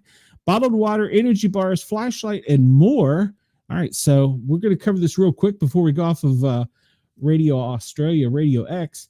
They're urging their citizens to have a 3-day survival kit in case of a crisis, a conflict, a pandemic, or natural disaster. It is the EU has listed 30 concrete ways for member states to boost their preparedness, counseling residents to have enough resources to be self-sufficient for 72 hours in case they are cut off from essential services. The 72-hour survival kit is part of a broader preparedness strategy in line with a key report last year strengthening Europe's civilian and military preparedness as they face new challenges and crises. We must think differently because the threats are different. We must think bigger because the threats are bigger. Knowing what to do in case of danger, gaming out different scenarios. There's also a way to prevent people from panicking. They don't want to recall, she recalls shelves being stripped of toilet paper and water in the early days of COVID.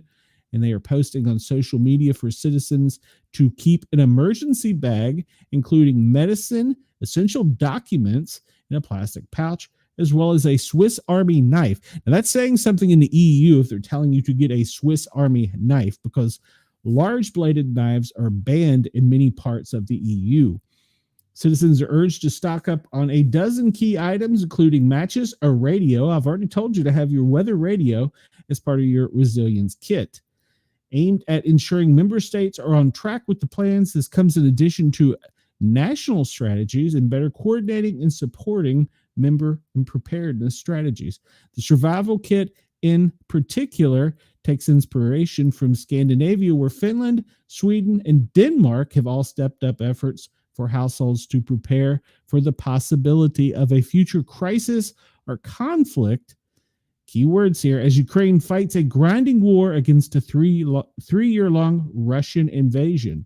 In a letter, the EU chief tells lawmakers from the European Parliament centrist group, urging them to go further by sending out a handbook. We're going to download this handbook to every household preparing for various crises. All right, so there you have it. The EU is urging all their citizens to have a 72-hour preparedness kit that's coming out today. So that's kind of important. Even though that's located on an ocean away, we should be thinking about that here in the States. And Australia, you are already facing crises from cyclones, so you should be prepared as well. But that's should be a stark warning for the United States of America if the EU is telling its citizens to prepare. In Australia, they reported a plane crash at an international air show. The pilot is in critical condition. And let's see. Pakistan, 4 dead, 3 injured as a dump truck overturns in Istanbul. And in Nepalese, India, 3 killed, 4 critical as an SUV overturns. Well, hopefully it wasn't the guy driving that ATV down in Texas or wherever that was. Pakistan, 6 dead, 20 hurt as vehicles collide in Pakistan. And school bus crash overturns in Walls Township, New Jersey. Remember, I said that yesterday. I just didn't have an exact location, leaving 5 injured. Italy, northern tour bus falls off a bridge, plunging into the river. 1 person killed, 3 injured. And in Phoenix, 8 injured following a traffic collision involving a bus. Water incidents. The Taiwan Navy ship and Chinese fishing trawler have collided. In Egypt, 6 dead after the tourist submarine sinks, and that's a Russian submarine, by the way. Let's see, Indian Ocean, tropical cyclone, and Courtney. So Australia, we've already talked about that, and we're not going to go into that. And leave that. Radio X, we're about to lose you. Thank you to everybody at Radio X in Australia. I appreciate your support, and I encourage you to hear the last few minutes of the show. Come over to the YouTube channel, Paranormal Guys with a Z. Guys is spelled with a Z. Or just search out Sportcat's Daily Gazette. We're going to be live for just a few more minutes as we cover the rest of some other things breaking out. So, yeah, Texas, you're still under the tornado warnings and watches. Everybody in Radio Australia, have a great day, a great weekend. Happy Friday. I'm actually gonna make a Friday, happy Friday video. So let's see something. Next week, I'm going to see if I can cover this intelligence map with world events a little closer. Hopefully, I'll be able to find out things going on down in Australia. I'm still trying to figure out how to track fire departments in Australia. So if anybody has any hints or tips, they can message me on speakpipe.com/sportcat, or you can send me an email at sportcat@protonmail.com, and I'll be more than glad to correspond with you. All right, so let's go into things going in. It's Saturday there. What? No, hold on. Where's my world time? No, I think it is. Where's my world time now? Down under, it is. I just passed it. It is tomorrow. Yes, at 6 a.m. So yes, I hope they're already enjoying their weekend. So we just lost Radio X in Australia. So I hope they're having a great weekend. A happy Friday. And epidemics. What is that map? That's in Warsaw. Second case of diphtheria has been confirmed in Poland. All right, we'll go back to, I had not seen that one before. And let's see if protests in the USA, I know there's several scheduled for this weekend. Where is this one? This is in North Dakota. That was 9 days ago, but I saw that there were some protests scheduled for today and over the weekend. Let's see, that's all 11 days ago. See if there's anything new. That one is a month ago. And I don't see anything new here, but I saw that there had been some scheduled protests uh, over the weekend. So be aware of your surroundings. Um, let's see. I'm going to go down to, I'm just looking at this map real quick to see if it shows us anything new. Ooh, you can. All right. Well, I'm not going to do that while we're online. We'll just go to the USA and what's going on in the continental USA, and we will see if there's anything new. All right. So let's go up around where Denise is. Start up around Boston, where they've had several fires. Woodburn. I know you're not in Boston, Denise. And fire in Belmont, and down in, where is this one? Suspects identified by Providence police and shots fired. Okay, we talked about that yesterday. There were shots fired down there. Going over here, a driver killed after his car crashes and catches fire. Okay, where is that? That is in, where is that? Is that New York or that's Pennsylvania? No, that's Connecticut. Gosh, get my geography right. Let's see. Structure fire started in the kitchen, smoke showing, and it was in Waterbury. They have released the identity of 3 people involved in the shooting. All right, so hop down here. What do we have? We got this little speaker megaphone. 2 hours ago, UN rejects Putin's call for temporary administration in Ukraine. They say that legitimate government must be respected, dismissing external governments under UN as part of a peace deal. Well, if you're not paying attention, the EU really wants war. Bronx has an all-hands fire 7 hours ago, and 2 injured in Newark in a police-involved shooting. Down in Philadelphia, they had a large fire, ripped through a church. I saw pictures of that overnight. It was a very large fire. Police are investigating a reported break-in that left a man fatally shot in Port Breeze. Skipping down into, I missed Andy over here. What's Andy got going on? Good Lord. So there was juvenile teen stabbed multiple times in Landover Hills. PG police on scene investigating a stabbing with a teen male transported with multiple stab wounds. A second also robbed. And then let's see. And juvenile stabbed numerous times. I told everybody that has watched or listened to my shows for quite a while, pay attention. Knife incidents are going to be increasing. Juvenile stabbed numerous times at a Panda Express in Annapolis, and he was stabbed at least 4 times across the body. PG Police Department is on scene. All right. So have that. They're investigating a separate stabbing in Annapolis. So it sounds as though in the Baltimore metropolitan Annapolis PG area, be very aware of your surroundings because of knife crimes. Crime scene CSU has been requested in D Street, reference to stabbing in DC. And over on Capitol Hill, they had a small porch fire extended up into the house, but they got it knocked down pretty quick. Citizen was robbed, who's carjacked by a male and female. They've taken 2 persons into custody. A weapon was produced. Let's see what this is. Trump had a call with the Prime Minister of Canada, Carney. Okay, well, I have not heard how that went. Hopefully it went okay.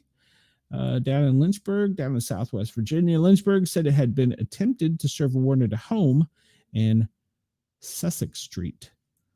Back up where Cheyenne is, we have, what is this? Person barricaded, and a separate incident. They're threatening maid at an elementary school. Okay. This is in Pittsburgh. I'm sorry.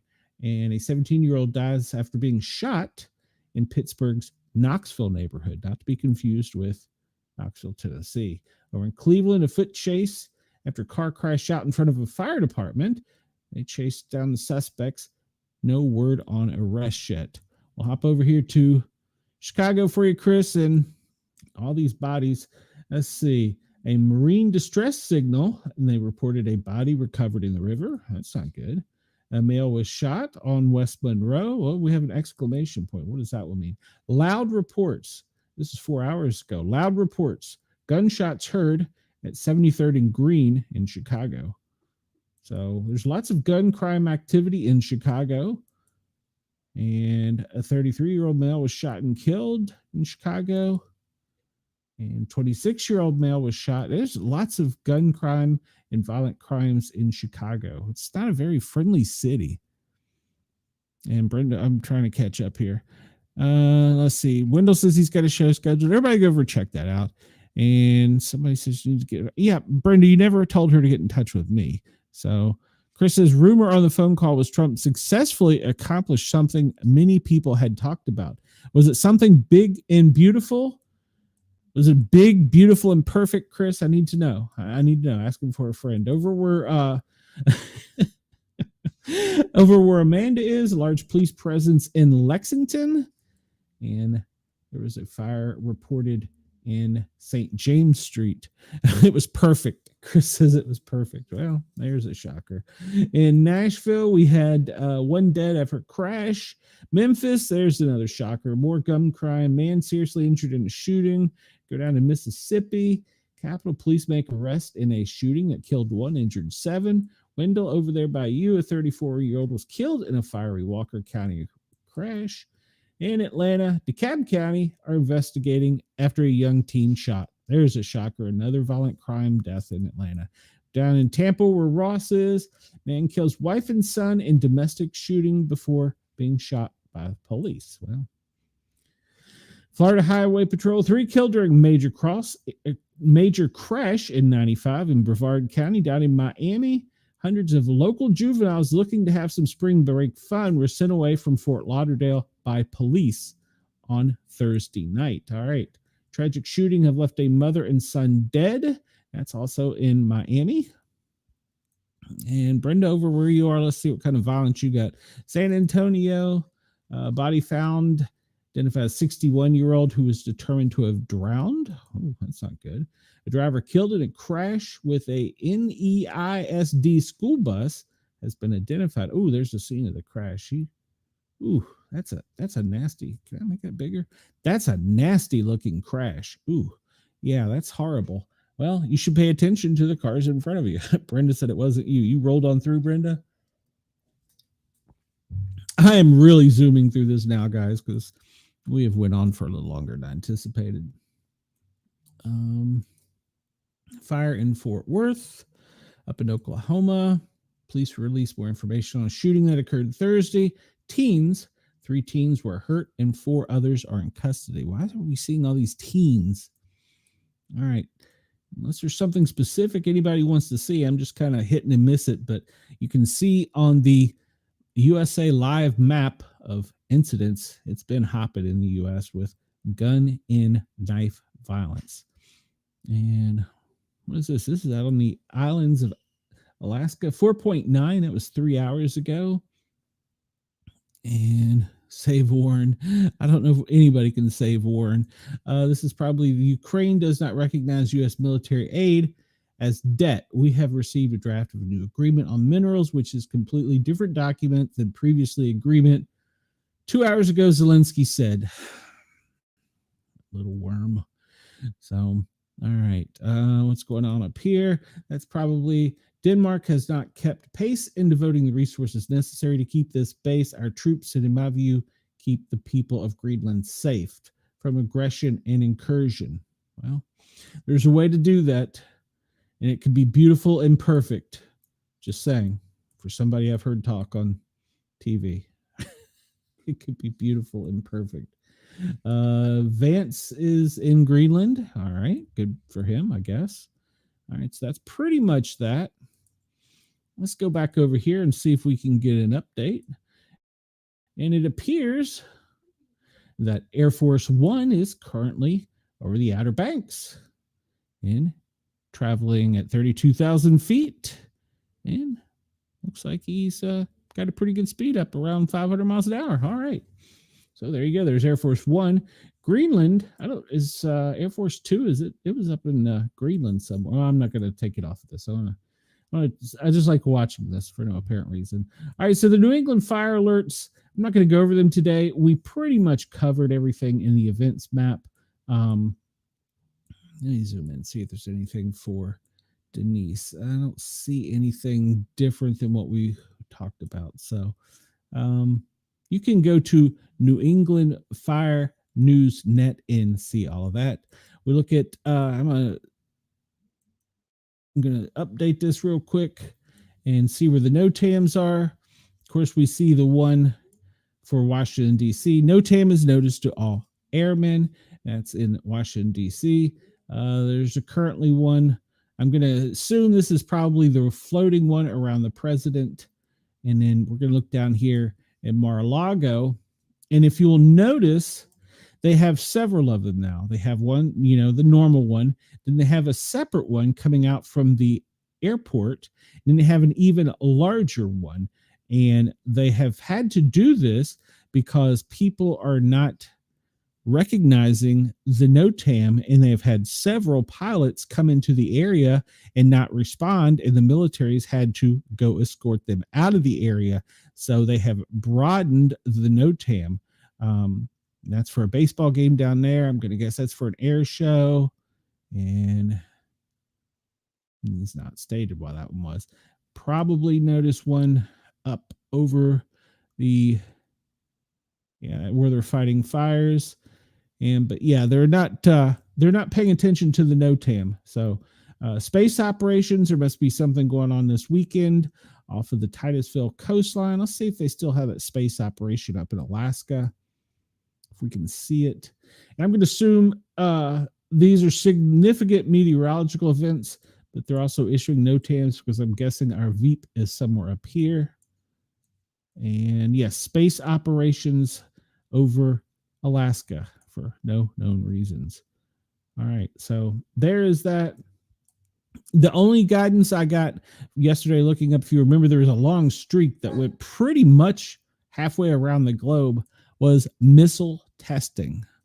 That was a pretty large area for missile testing. So there's your current NOTAMs, the major ones. You can find this at skyvector.com. And then, of course, you can go to the FAA.com and get the ones as they come out by the minute. We'll pull this up real quick.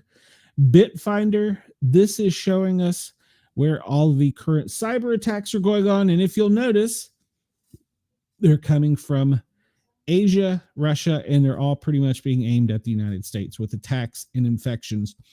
It's recommended everybody turn your phone on and off daily, and your routers turn them on and off daily. But we can see that we are currently under cyber attack by other parts of the world. You can find this at Bitdefender. It's the cyber threat real-time map. It shows what's going on as far as cyber threats. Anything in red is an attack. Anything in yellow is an infection. Anything white is an email spam by either Wendell or Andy. So pay attention to that. And that's our local current time. We're going to keep a watch on that. Let's see what other news I had out here. Did I have something else? I know I did. Well, we're going to talk about Radio Free Europe funding restored, and there was a block on President Trump taking any monies away from the VOA. So that was current in the news. The bodyguards. Anybody notice anything about Hegseth's bodyguards asking for a friend? Well, it turns out they're not actually his bodyguards. They're there for Air Force's Doomsday plane. Members of the Air Force National Airborne Operations Center Special Security Forces team travel with the E-4B Nighthawk, which is the SecDef plane, not as personal guards, as some people have speculated. Notice anything about them? Anybody notice that? More like from Glenn and Shine. No, I don't send out a lot of emails. And a short video, SecDef Pete Hegseth is normally unremarkable act of climbing stairs. However, it launched a wave of internet speculation this week when it captured two armed guards who looked like they might be assigned to him. Both wore Air Force flight suits, carried M4-style rifles, tactical vests, a rarely seen level of firepower on civilian Veep flights, and both were women. All right. One internet outlet even called them Hegseth's heavily armed bodyguards. Some even compared the two to ornamental Amazon guards, once favored by Gaddafi. Well, he's got the right to be protected, but that plane is much more important than him. Well, I don't know if that's exactly true. The two women who are members of a small team from the 55th Security Force Squadron were assigned to guard, not Hegseth, but the plane he's flying on, the E-4B Doomsday, which is a secret plane.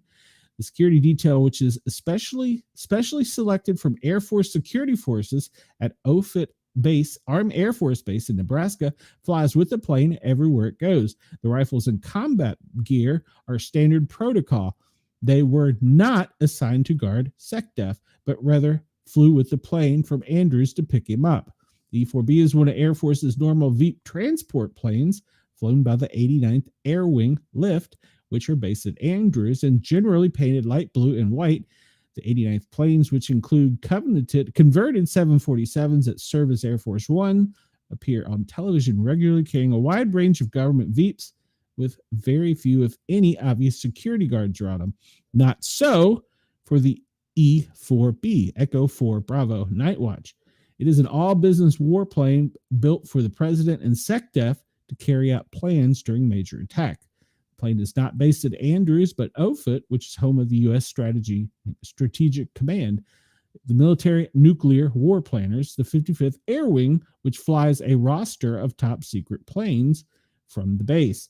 And though Nebraska is, the E-4B actually operates under the 8th Air Force out of Barksdale, Louisiana Command. In other words, it's not his personal shuttle, but it is there to protect him, but they will protect the plane. I'm sure they would protect him, but interesting. So, yeah, that was some people talking about that. But yes, that is a standard protocol for the SecDef, and they just happen to be the one.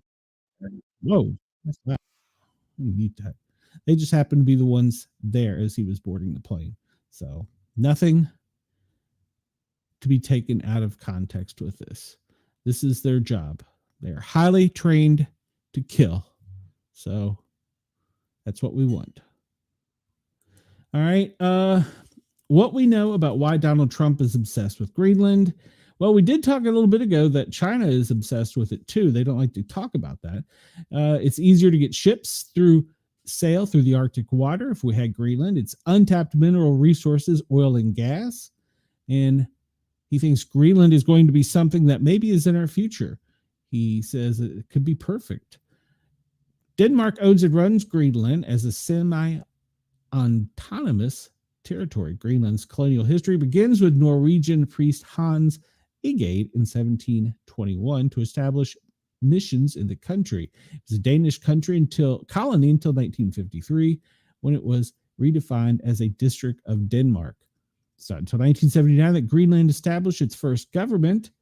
And however, the island's foreign policy and defense and national security, judicial branch, and monetary systems remain under Danish control. Greenlandic is the official language of the island since 2009. The island's economy mainly relies on fishing and grants from Denmark. And there's a history that goes back, and if you read way back into the 40s, United States wanted Greenland. And we'll take Denmark too. But at any rate, that is that story. You can find that over on ABC. And I didn't really, Brenda, this would be more your type of study. Declassified CIA documents claim they know where the Ark of the Covenant is. So there you go. I'm not really up to date on all that, but yeah. That's where they say they know where it is. Use it. Oh, this is great. Existence using remote viewing. I need to send this article to a friend. So RFK Jr.'s already taking effect, with McCormick Spices reformulating food products to align with the Make America Healthy Again. And they picture Old Bay, but they also show other products. Frank's Red Hot is going to get a new taste, and a lot of these are. We got Lowry's, McCormick French's, Frank's Red Hot. These are just ones I know. Schwartz, Asia, Old Bay, McCormick, Stubbs. Okay, I didn't know that. Yeah, so all these are being reformulated due to the Make America Healthy Again. Very good. Frank's Red Hot. I can't wait to see what it tastes like. They'll probably launch an advertisement into it. Parts of America will experience a solar eclipse this weekend. And if you live in the Northeast and have clear weather and you're an early riser, visible from Washington, D.C. to Maine, cross over to Canada. We'll get in the U.S. shortly before sunrise, ending at exactly 7 a.m. Maximum coverage for those in D.C. is expected to be 6:59. Buffalo will experience its peak at 7:05, and the eclipse will only last between 70 and 80 minutes. It's going to be visibility is going to be the problem. Do not need special equipment, but do not look directly at the sun. I shouldn't have to tell you that. Let's see. NFL is bringing Caitlin Clark to help with flag football. That is going to be a big deal. We're not going to cover any of that. We're not going to cover sport. Well, no, we will cover one thing. Chris, who do you think? I need to know. What's your predictions for tonight for the tournament? Who do you think's going to win? Why are they not showing all the games? There's more games than this. Where's the games? Or is it tomorrow? Is it tomorrow? I want men's. Ooh, I was in the wrong place. I'm already panicking here. All right, hold on. Tennessee, Kentucky. Chris, who you got on this one? Which one's old news, Brenda? They've had that for a long time. It's old news. Who's playing? Well, if you're looking at men's college, today there's Ole Miss at Michigan, Houston at Purdue. The game I'm so concerned with is Kentucky, Tennessee in the Sweet 16. Tonight at 7:39 on TBS. And in Auburn, Michigan. There's a lot of SEC teams. Yes, I am too. And not just because I'm wearing the Tennessee shirt, but because it's going to be hard to beat 3 times in a row. You know what I'm saying? The story about Tennessee. Which story are you talking about? I don't know which story you're talking about, Brenda. But yeah, that's the game I'm looking forward to tonight. So 7:39, you will find me glued to TBS.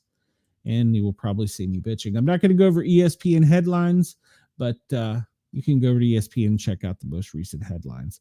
So Caitlin Clark, I'm going to read that story afterwards. But if you're talking about this, don't let Amanda know. Amanda and I talked about having a watch party, but we said we couldn't do it because we'd both be cursing. So, but there you go.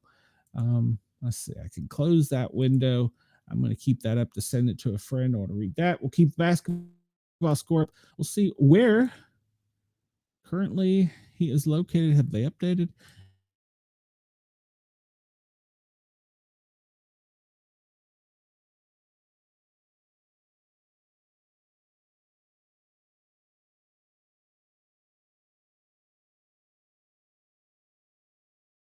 This isn't real time. So anybody saying I'm giving away, unless anybody has anything else, there we go. No. Probably just went over Oak Island. Unless anybody has any questions, comments, or queries, we will wind it up being a really long show today, 2 hours and 20 minutes. So, yeah, I can't think of anything else. Is anybody got anything else? I will try and make a happy Friday video and post it later on the Talk and YouTube Shorts if you want to check that out. And you can always come over and find me on the Paranormal Guys with a Z. I need you to please hit that thumbs up button, like, follow, share, and subscribe. I know every YouTube person says that, but we are so close to being monetized. We really could use your help. So that would be great. You can find me Tuesdays and Thursdays on the Thin Line Rock Station, www.thethinlinerockstation.com, where I play music and have a little fun. And, of course, all of our shows are broadcast on the Yergs Radio Network and Rainbow Radio. And we want to thank Yergs for allowing us to do that. We're on Radio X. Our paranormal show is on Bigfoot Radio Network. It is also on Radio Free Nashville, WRFN, and Pine Island FM, WZQY. I think. Yeah, so that wraps it up for today. Everybody have a great Friday. I will probably not be back until Monday. I'm not sure yet. There might be a sports show Sunday that is coming up, but I'm not 100% sure. I'll have to check on that.